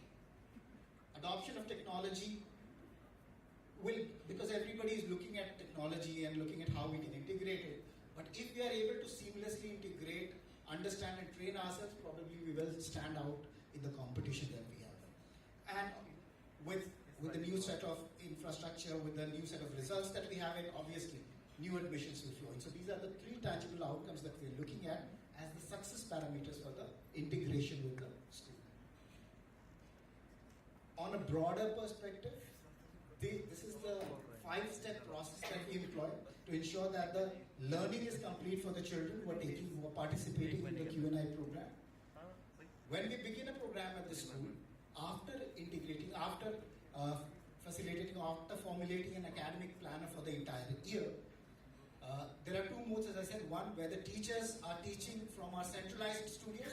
We have another offering where a lot of schools also say that they would prefer teachers to be physically present for these particular examinations. So we offer that solution as well, where our teachers are specifically assigned for that school only, and they stay at the school 6 days a week and provide the competitive examination preparation in that school. So that is another way we conduct this program. So whenever we begin the program, we begin with a diagnostic test. The purpose of the diagnostic test is to assess the prerequisites that are required for the great learning for the competition examinations that we are focusing on. And once we understand the gaps, we have designed a special bridge course, a 21-day bridge course that the children have to participate in, so that their level becomes same before they start to take the actual classes. After the bridge course begins the actual process of learning, and it happens in 2 modes. On-site, where teachers physically stay at the school that we are partnering with and teach the students there 6 days a week. And the second second offering is through on-site online teaching, where our teachers sit in the centralized studios, the classes are relayed on a smart classroom, and we have the teachers of the school, the subject teachers of the school, being a part of the classroom, and we aligning together to give the best of the education. Once the learning happens, the practice, the homework, the assessments, in addition to what they would do as a subjective paper, write, we have a platform. So we also offer devices. So just to bring about that equity in the distribution of resources, the device on it, because it's an online program, so you need a device for that. And not everybody will be able to afford that. So the device is also accommodated as part of the offering. And the children are going to take that home, do all the homework, all the assessments, the adaptive assessments on the platform. And that is where we generate the deep analytics of the data. When we talk about analytics, generally what we look at is the way you have performed in a particular test, right? What we test out is your accuracy. When we say that in this particular exam you have scored 80%, is something that we give. With the power of technology, we are able to provide predictive analytics. So we can say that if you are here, this is your performance, what is needed to take you to the next level of success. So that is something that the power of technology enables us to do. And this is a very strong element of the solution that we are providing. So just like you have Google Maps that takes you from point A to point B and tells you how much time you're going to take, Q&I is the Google Maps for learning, where you enter into the program at a point A, you have defined your goal as point B, and we tell you how you are going to cover that distance. After the deep analytics, obviously we identify the gap areas with the students, and that is again where the teachers and the Q&I again come to the fore, because we don't expect the school teachers to always be working on the extra doubts and the remedial classes. So we have that planned as part of the program. So basis the data that we generate, we are able to identify homogeneous groups of students and then give them need-based live tutorial sessions. So in a class, if I teach chapter A, I create 3 homogeneous sets of students there. One who are at the basic level, one at the advanced level, and one at the intermediate level. Similar to, there could be 5 schools there, right? And in 5 schools, we can pick different sets of students falling in the same category, bring them together in these live tutorials so that we can cater to their doubts because they are similarly placed. When does it happen? When do these tutorials happen? So they happen every week. So they keep happening. After school? So the program happens within the school. The need-based tutorials will happen at home because they happen on the devices that the children have. So the classes will happen in the school. The need-based tutorials will happen at home for the online, the hybrid program. On-site teaching, where the teachers are present there, they will be stationed in the school. After the school hours, they'll cater to that. So that is how it works. This is the cycle that we employ to ensure that the learning is complete for the child at their own learning levels. Ultimate objective is to help them attain a particular proficiency level required for the exam, but the path is going to be their own. So this is the solution in a nutshell, what Q&I is planning for. Just a short clip on what the educators have been talking about. I'm very sure this platform is going to enrich each and every student who enrolls for it. In that way, every student can score very high in the NEET and JEE scores, and of course take their best professional colleges ahead. I'm very sure my school will enroll for it. Well, this is a time where we need to revolutionize education, the system of education for the benefit of students. There are so many students who want to pave their way and crack NEET exams. So we have been taking this solution across the country, taking it to the educators to get their feedback, and this is from some of the events that we did, Pune and Varanasi, Delhi, so multiple places. Today's session really insightful and actually very helpful for the next 12th standard or 12th class. The chemistry teacher, the problem that I face is that students do not know how much have they studied and how much are they prepared for the upcoming exams. I hope many more students would benefit from this. So Q&I started last year. So we went out into the market last year. We partnered with around 50 schools so far. 5,000 plus students have come on board at various points in time last year. And out of the students who have appeared for JEE Main this year, we have achieved a success rate of 15%. 99.83 percentile has been the highest for us. That is just a small part of the journey because we have just started. We have also run some pilot projects with state governments where we have got some very good responses. So now, this year we are now planning to take the solution across to the entire country, and that's why we are here in Jammu talking to you, all the educators like you.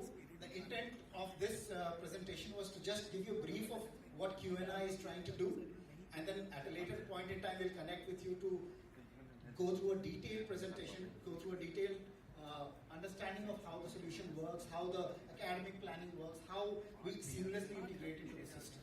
So this is something that we will take in at a later point in time. For now, this is what Q&I is, and we thank you for your patient hearing, and I hope the program connects with you and we have a good yes. I have a question. Sure, sir. I see what happens. Every city has its own pluses and minuses. Right. The tradition in Jammu, I can talk about Jammu, I'm here for almost 6 years now, is that the tradition here for learning through Q&I and programs like this by the other companies as well is a little different for Jammu and Kashmir. Here, the children and the parents would like them to have one-on-one tuition. For example, if there's a coaching center, they would prefer the child to go there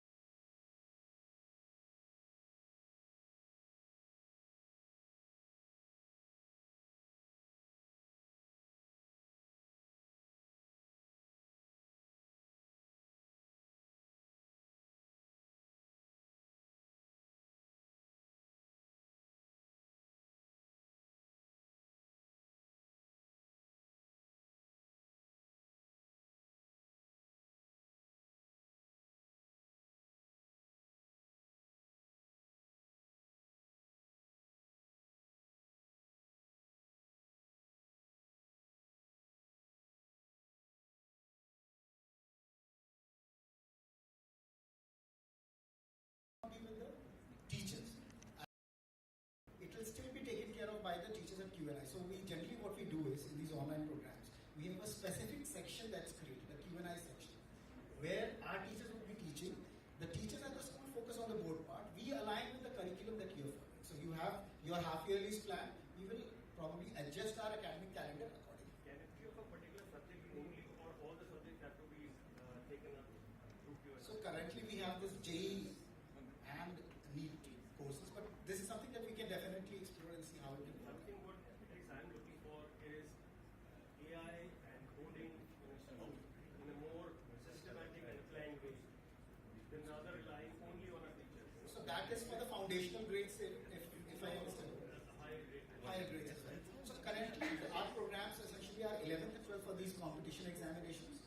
Within 2 years we'll be ready with CUET, CLAT as well. For foundational grades 8, 9 and 10, we have started with math, science and social science.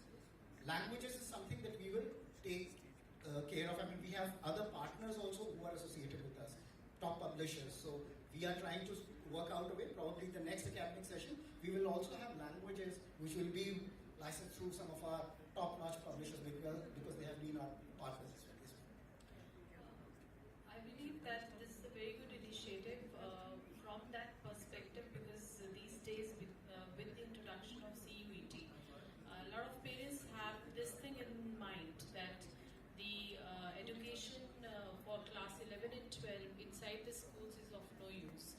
So they should get coaching outside for any subject, like maybe for JEE and NEET. And because the marks that they get in boards is of no value to get admission in next season. So I think this is a good, if it does not disturb the mechanism of and the procedure of the school, and assurance as you have given that it's going to get school results are being enhanced in way of maybe a NEET or JEE, and if parents are being assured, definitely it's going to be a support for the school also, because only studying for board examination has become obsolete and has become of no use in the perspective of the parents, because everybody is running after for competitive examination through coaching. If this is going to be a good support for the school, inside the school, without disturbing the mechanism of the school, it's going to be great. Absolutely. That is how we start with. The program would start in March, but from now till March, that is something that we would work on. Aligning ourselves with what the academic calendar of the school is, how we can, because every school has its own needs. And when we are offering a personalized solution for students, it has to start from personalizing it for the schools as well. So this is something that we work on.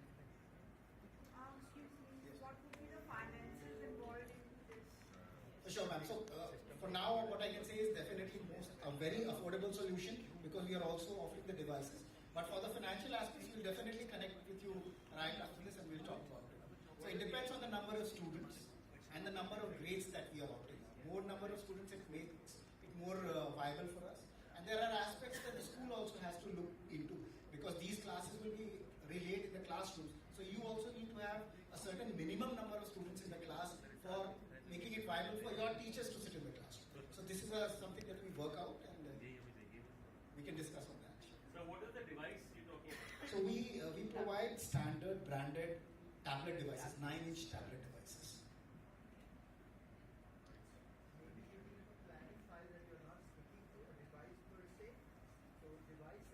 Yeah, device selling is not the part. We are just facilitating that.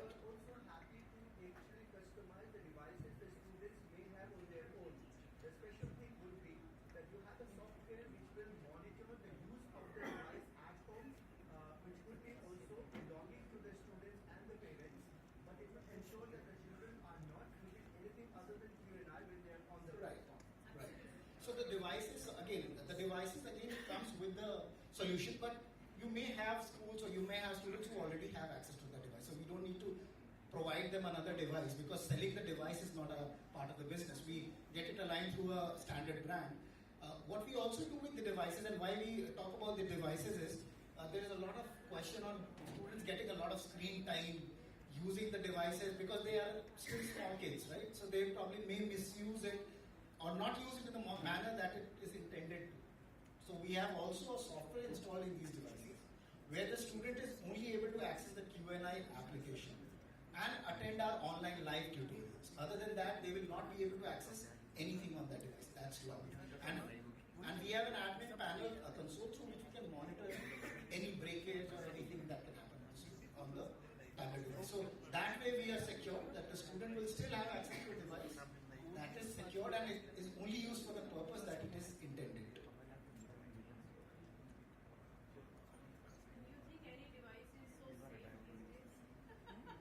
Obviously, there are ways. Yes, so that's why I said that we have an admin console as well.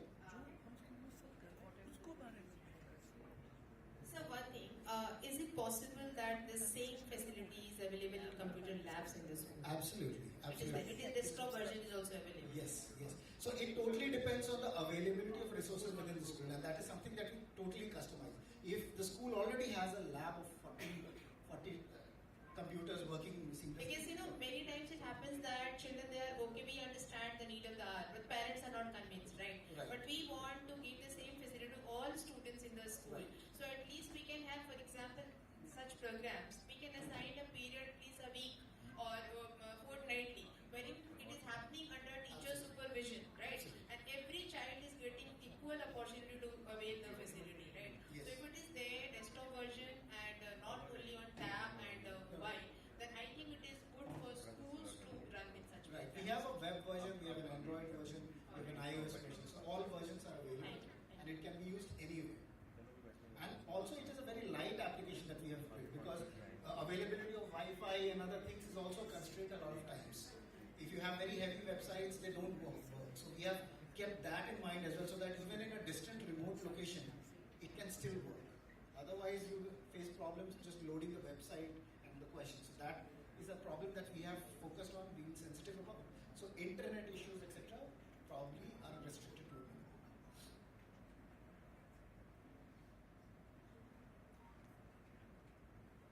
So we will have a lot of time to spend and talk about the programs as well. We'll definitely like to reach out to you whether you have some insights to share on the program because we have come here with that open mind. We have to take the insights, we have to take your feedback and also take it back to the program that we are building. And of course, if it connects with you and we are able to implement it at the school, nothing better than that.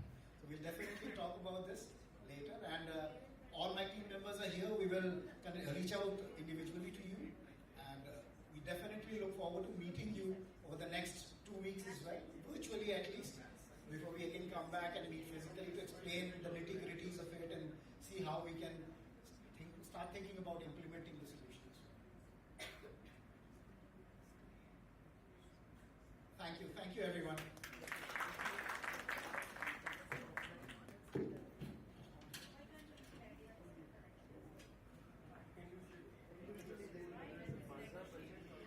Thank you, Anurag. Thank you to the audience for being so patient and engaging with us.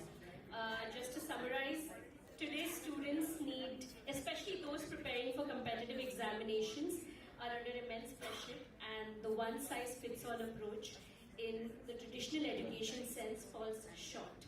And that is where Q&I enters. It offers a solution to these challenges. And our mission, in collaboration with the schools, is to elevate the stress on students by integrating Q&I into the school curriculum, transforming their educational experience into one that is both effective and enriching. Now, ladies and gentlemen, we move on to the final segment of our event. We now proceed with a felicitation ceremony where we honor the hard work and dedication of our esteemed school leaders and principals. I now invite Mr. Vinay Kumar Singh, Executive Director and CEO, Q&I Today, and Mr. Anurag Chandra to this stage to bestow the awards. I would also like to invite our chief guest, Dr. Vikesh Kaur, to give away the awards. May I please have you all on the stage?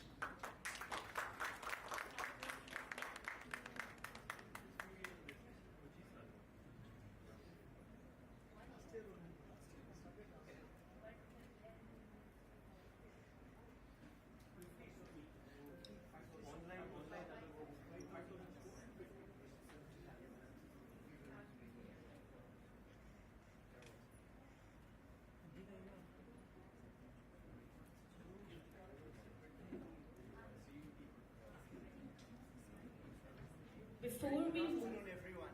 Good afternoon. So good to have you all here. Go ahead. Sir and Anurag, before we move on with the awards, I would like to present the first award to our chief guest. It's a token of our gratitude and appreciation.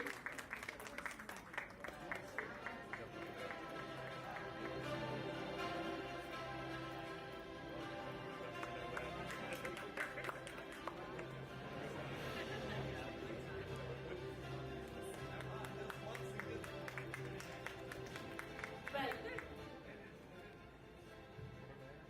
Would you like to have it bigger or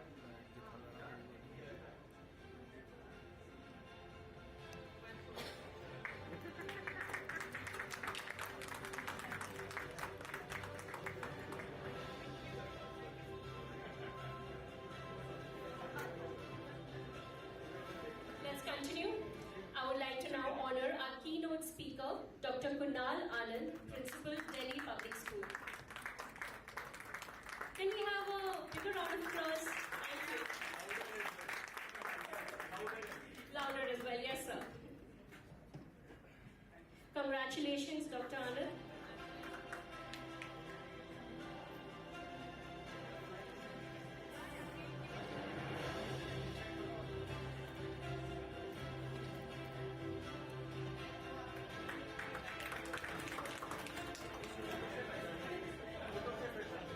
Now let's honor our esteemed panelists for taking out the time and sharing their thoughts and insight with us. The first one is for Dr. Pramod Srivastav, Principal, Model Academy. Sir, please come up on stage.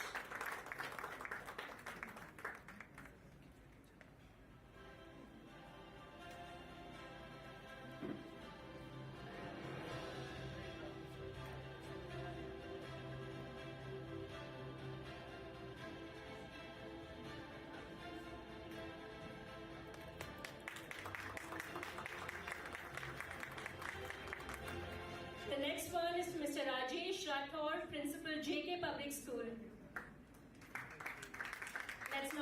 Don't let the applause stop.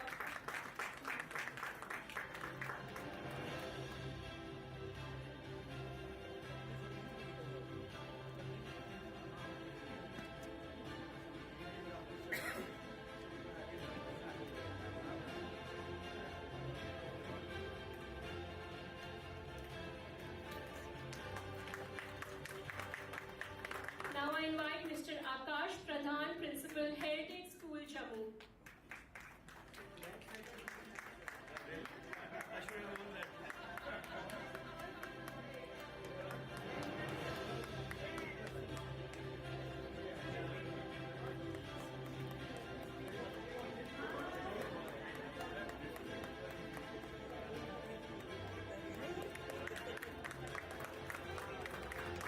Honoring our next principal, Mr. Amrendra Mishra, Principal, KC Public School.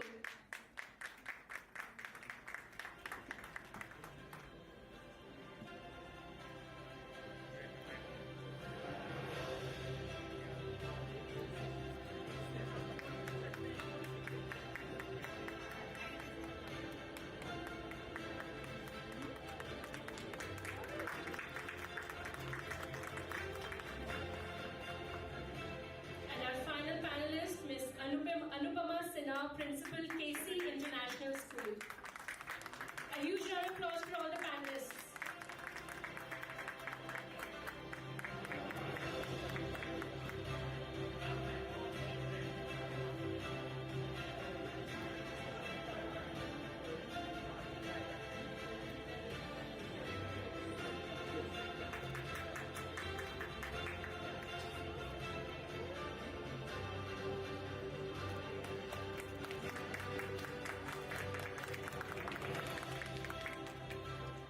Now let's honor the exemplary leaders and visionary school leaders that are here with us today, bringing in the top 50 principal awards. And the first one is for Ms.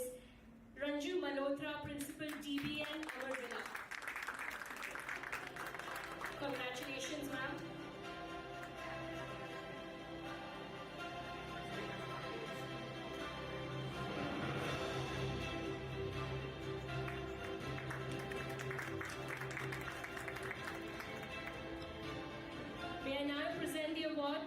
Kundan Lal Dogra, Principal, MV International School. Heartiest congratulations to you, sir.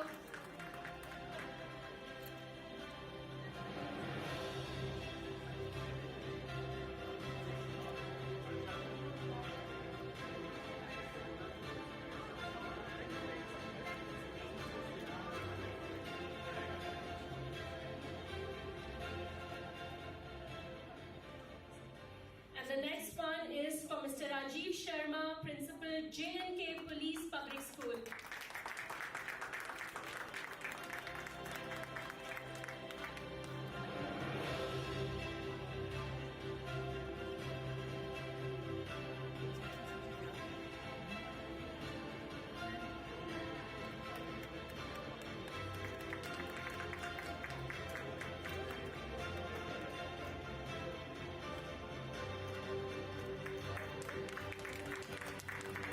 Now, honoring leaders in the top 20 directors category, I would like to invite Dr. Atul Hans, Director, Academics from Principal, International Daily Rising Public School.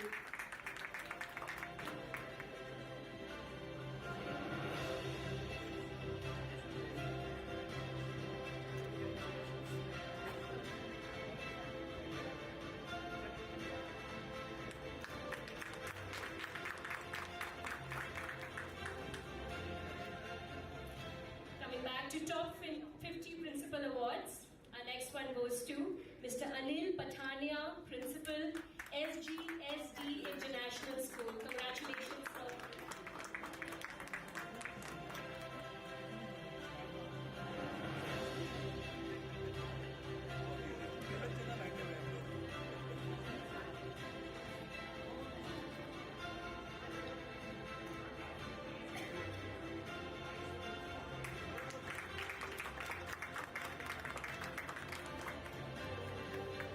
Let's invite Mr. Rajkumar Verma, Principal, DPS, with a thundering round of applause. He has left because of some emergency. All right, sure. So the next one goes to Dr. M.K. Bhan, Principal, JK Public School.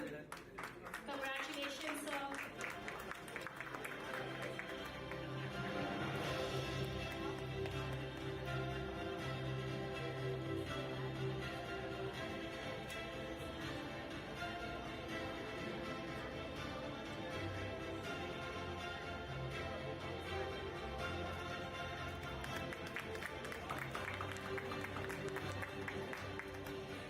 Please put your hands together for Ms. Shilpa Mahajan, Principal, Shubh International School.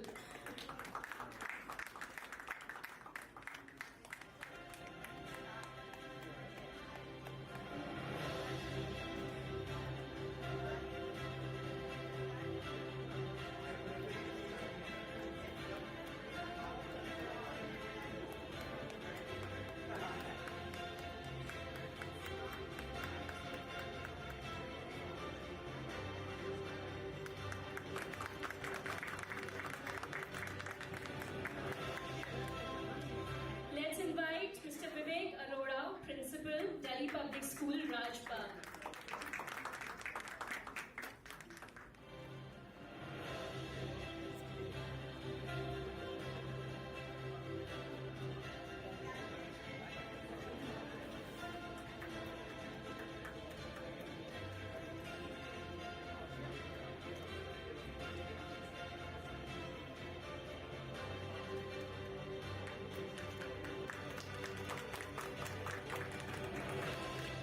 Now please put your hands together for Ms. Neetu Gupta, Principal, SNS Vidya Mandir. A big congratulations to you.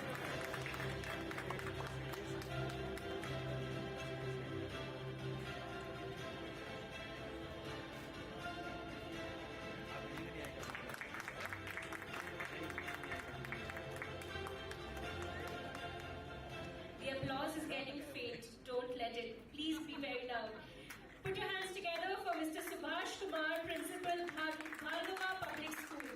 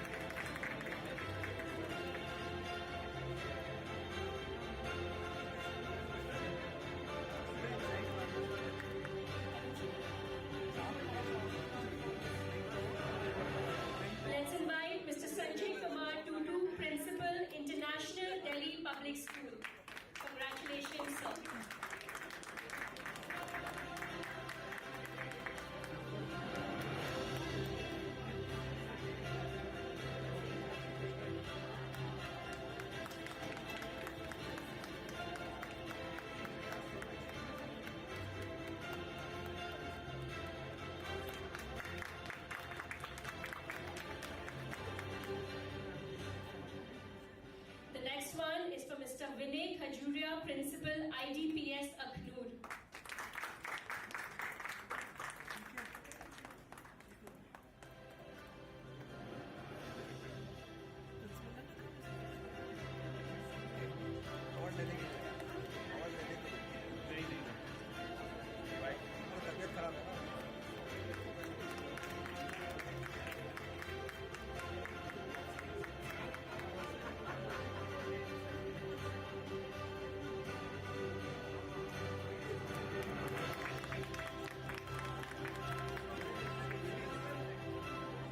Let's invite Ms. Shashwati Ghosh, Principal, Army Public School.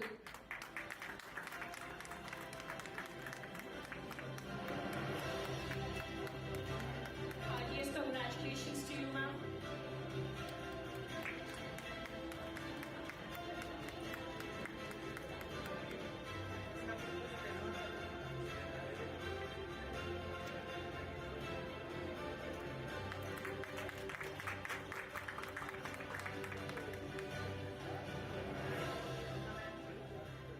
With a big round of applause, Ms. Harpreet Kaur, Principal, Kartar Public School.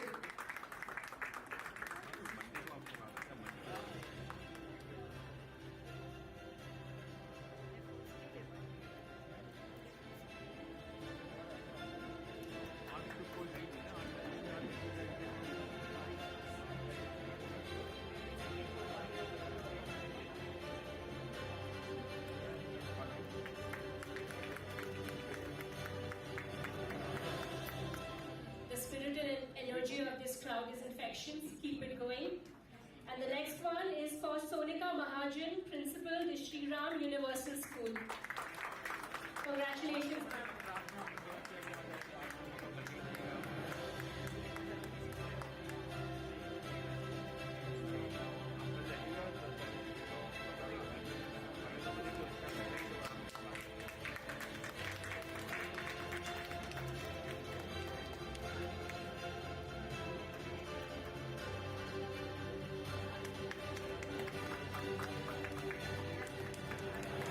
Let's invite Mr. Mukesh Thakur, Principal, Herman Minor School.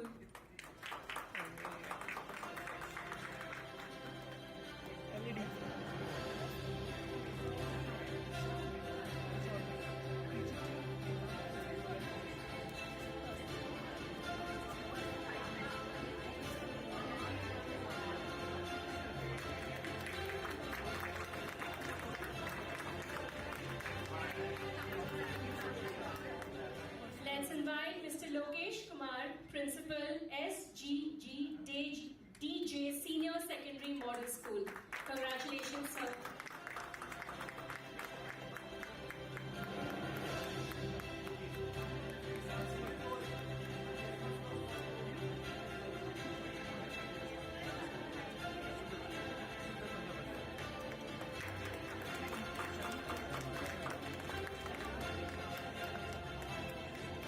I now invite Mr. Lavanya Khullar, Principal, Little Angels Higher Senior Secondary School.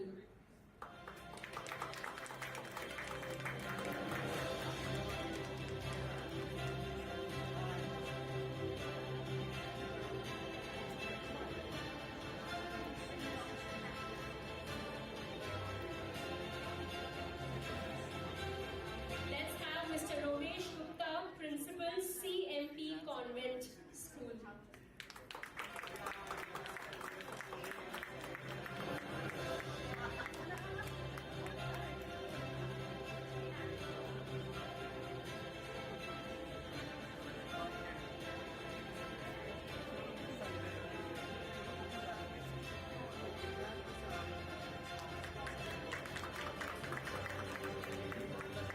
Honoring a chairperson, Mrs. Kusum Lata, Chairperson, Cambridge International School. Congratulations, ma'am.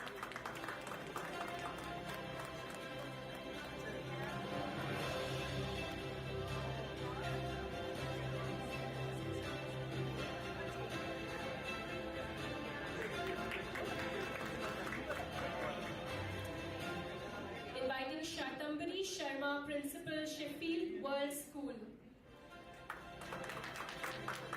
A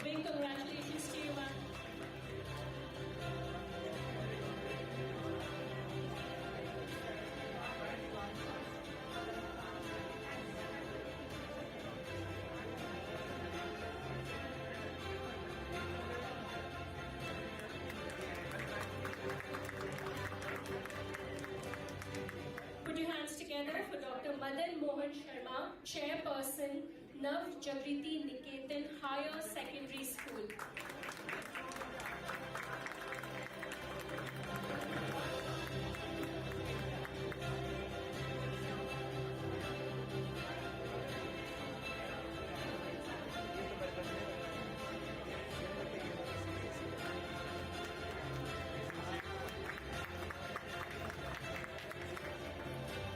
May we please have Mr. Ankur Arora, Managing Director, Veer Savarkar Higher Secondary School. Congratulations, sir.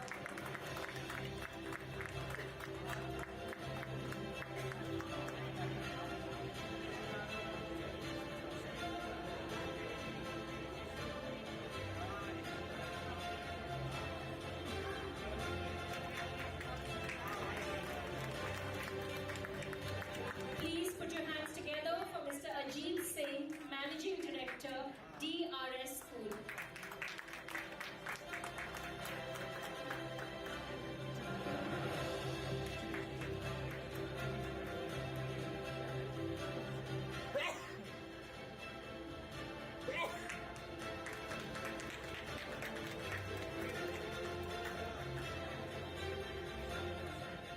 The next award goes to Mr. Satpal Mansotra, Chairman, Kids Heaven Convent Higher Secondary School.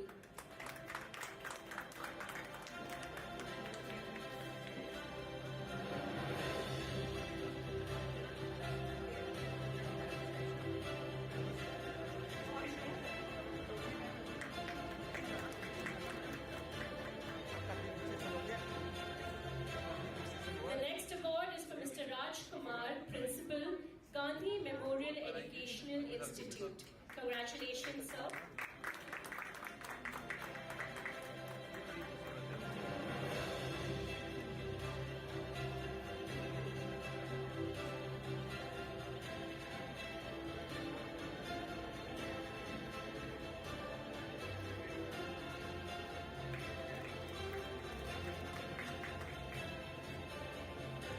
May we now honor Ms. Pooja Pathania, Principal, Cambridge International School.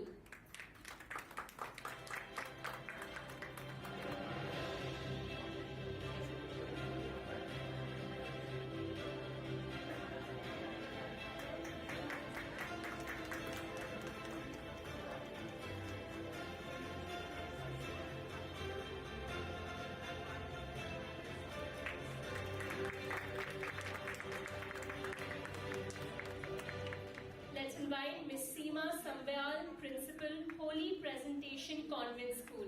Congratulations, ma'am.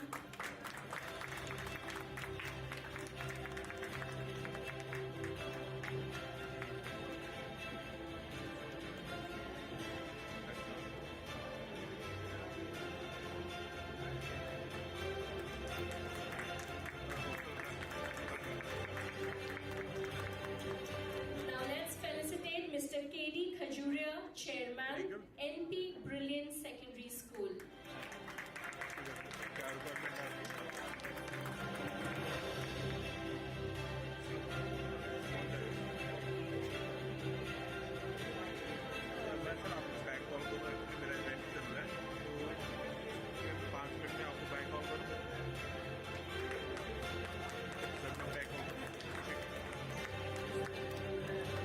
Please put your hands together for Mr. V.K. Sharma, Principal, National School.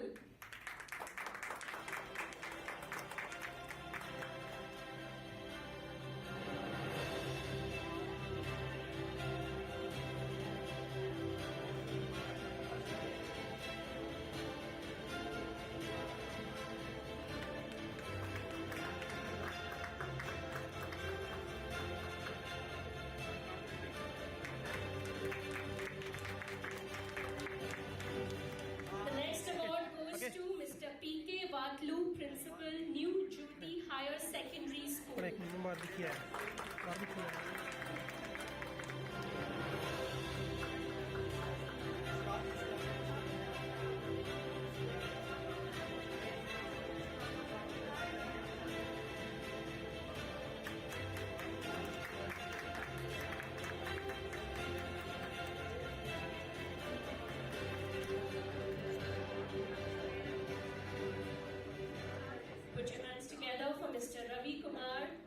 Principal, Indira Public High School. Congratulations, sir.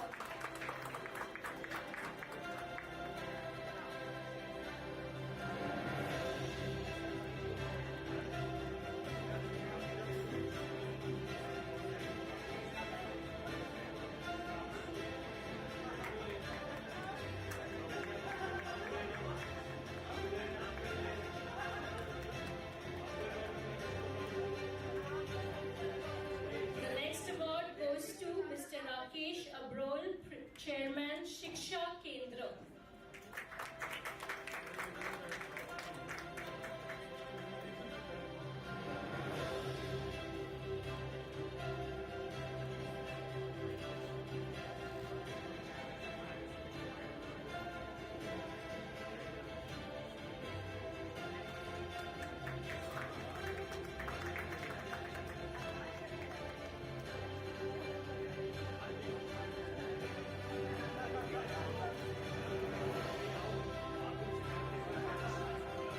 Let's felicitate Mr. Rajiv Slatia, Principal, Naveen Shiksha Kendra.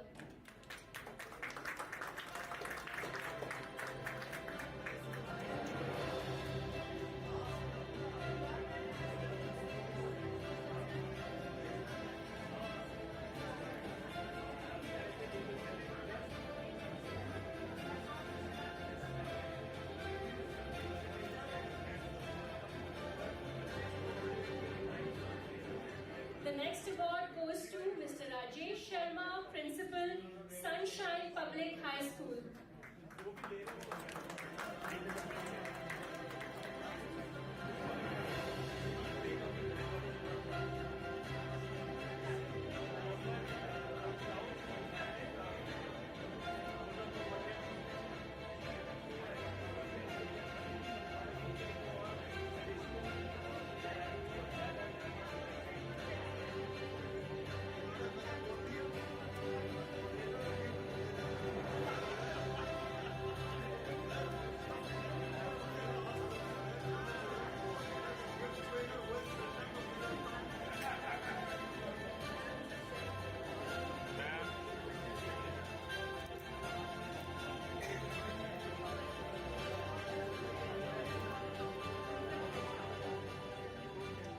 Please put your hands together for Mr. G. R. Mehta, Managing Director, Kailash Shiksha High School. Congratulations, sir.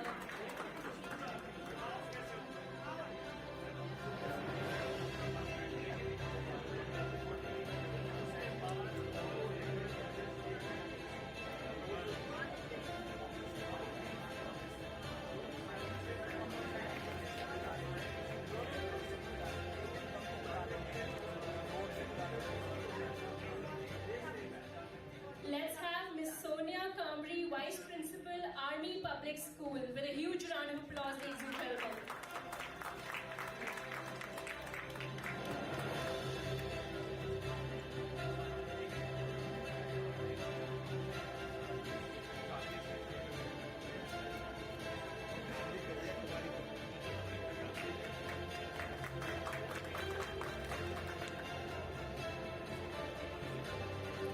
Let's have Miss Pooja Gupta, Vice Principal, Sandeepni Gurukul, Pathankot. Congratulations, ma'am.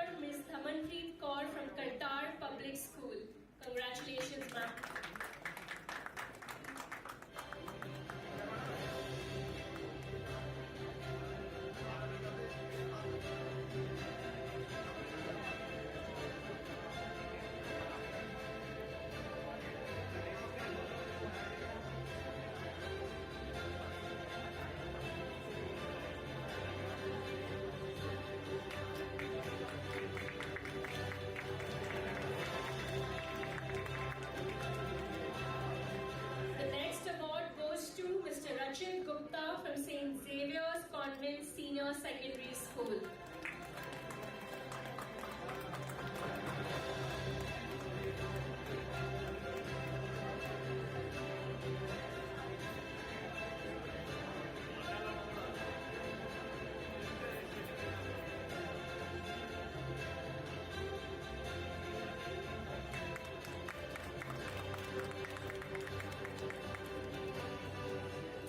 The next award goes to Mr. Rakesh Chandar, Vice Principal, Army Public School.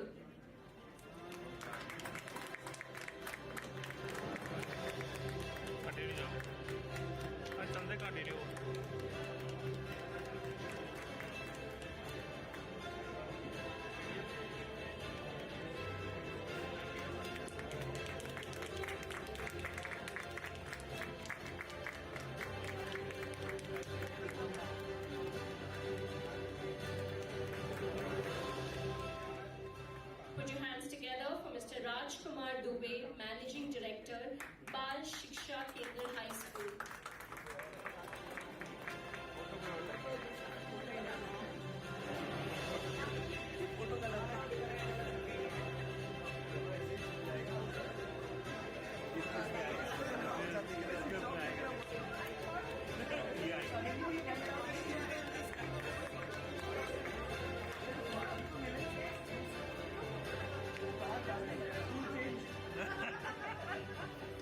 Here's a special mention for the principal, Mr. Arindam Roy Chaudhary from GD Goenka Public School, and our wonderful moderator.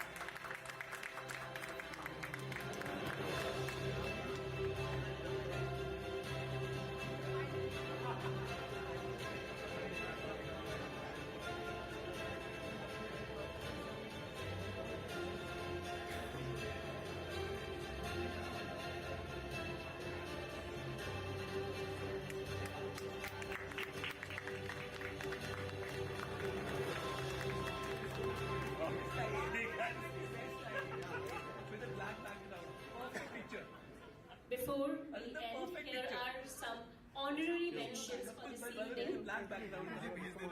May I invite Mr. Rajiv Singh, Chairman, Sacred Heart School.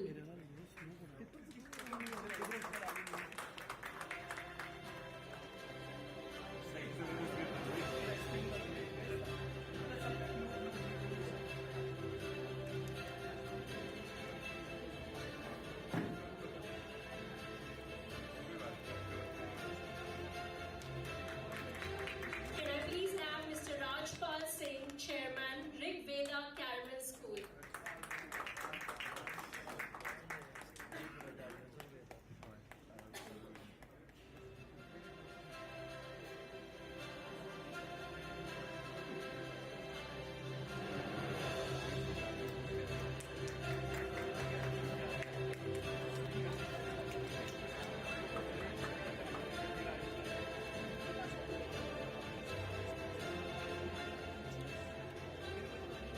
May I now invite Mr. Randeep Kaur, Principal, Unique International School.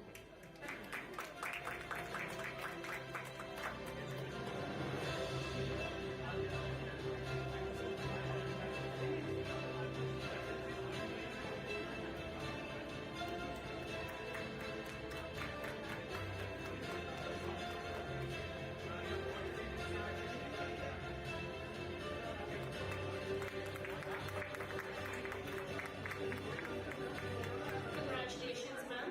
The next one is from Mr. Ram Murthy Sharma, Principal, Bloomingdale Public School.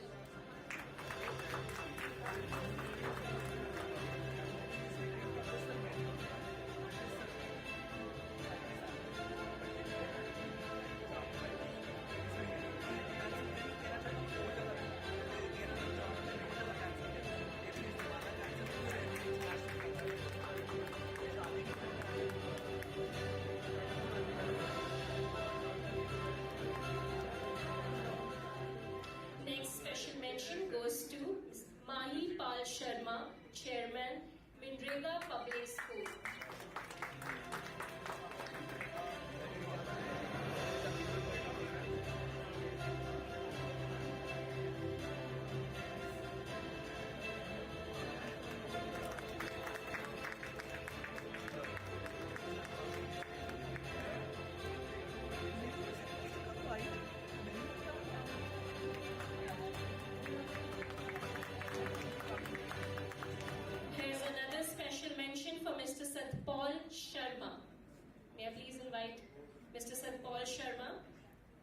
Congratulations, sir.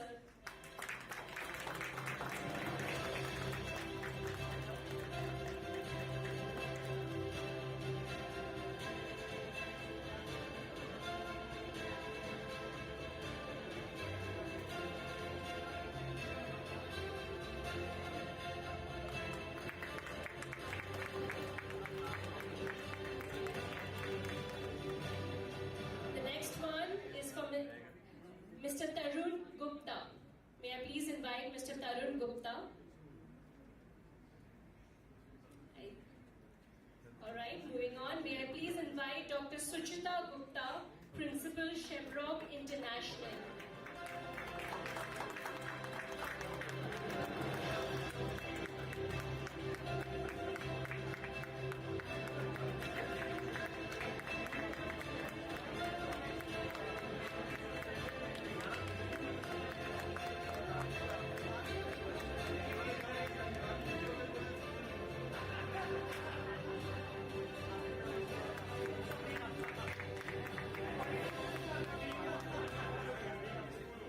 Mr. Sanjay Sharma, Principal, Naveen Vidya Mandir High School.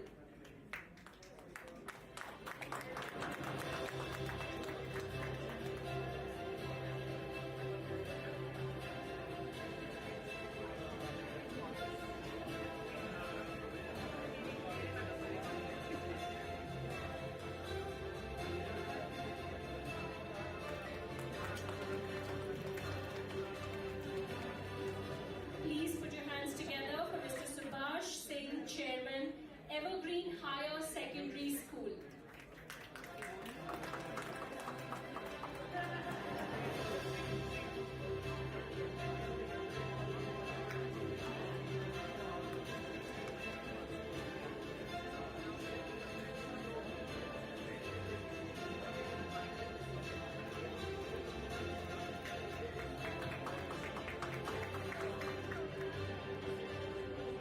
Let's invite Mr. Ashok Kumar Magotra, Director, Lord Shiva Day Boarding High School.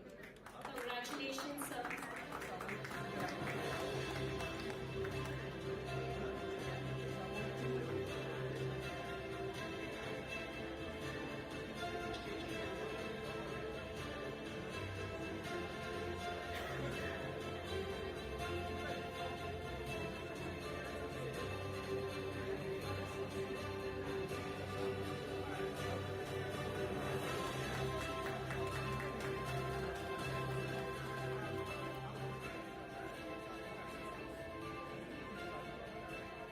With that, we come to the end of the award ceremony. Let's have a huge round of applause.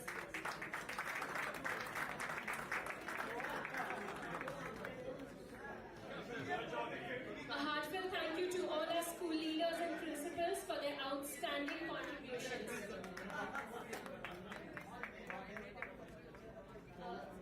Anurag, may I please ask you to be on stage? We have one last honorary mention. May I please request everyone's attention? Thank you.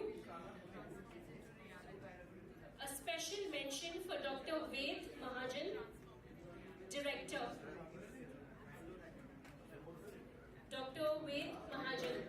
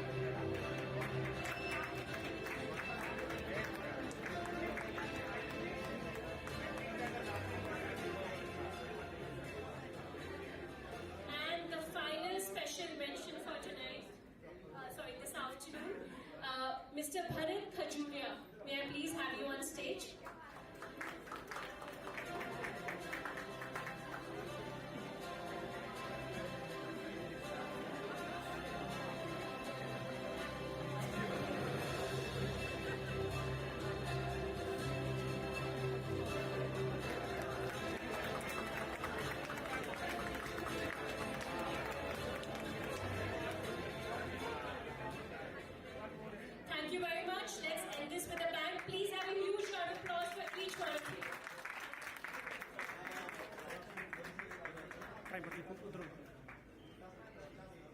with this, we come to the end of today's event.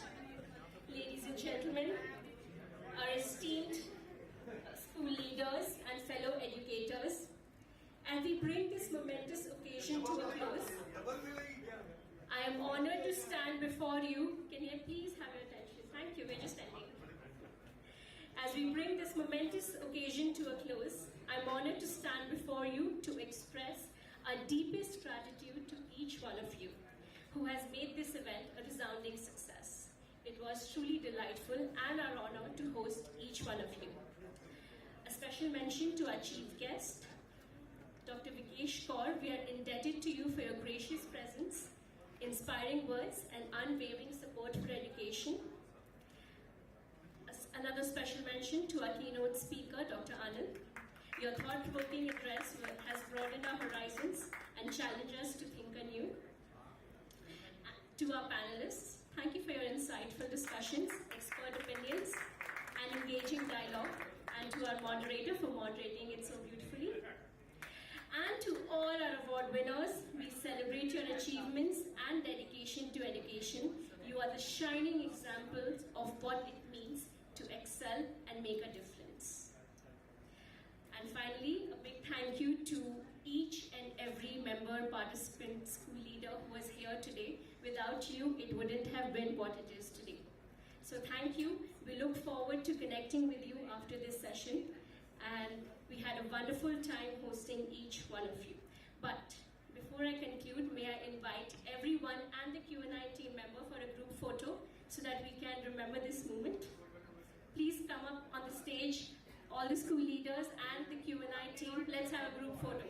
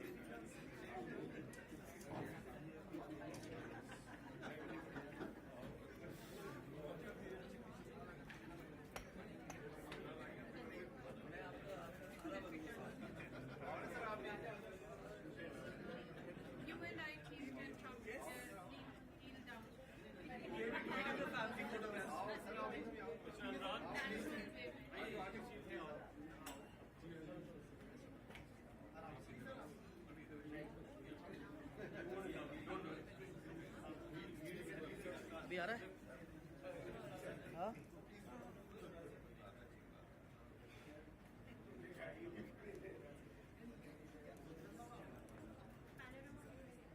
आप ही आइए हाँ एक झूले के पास आइए आइए आइए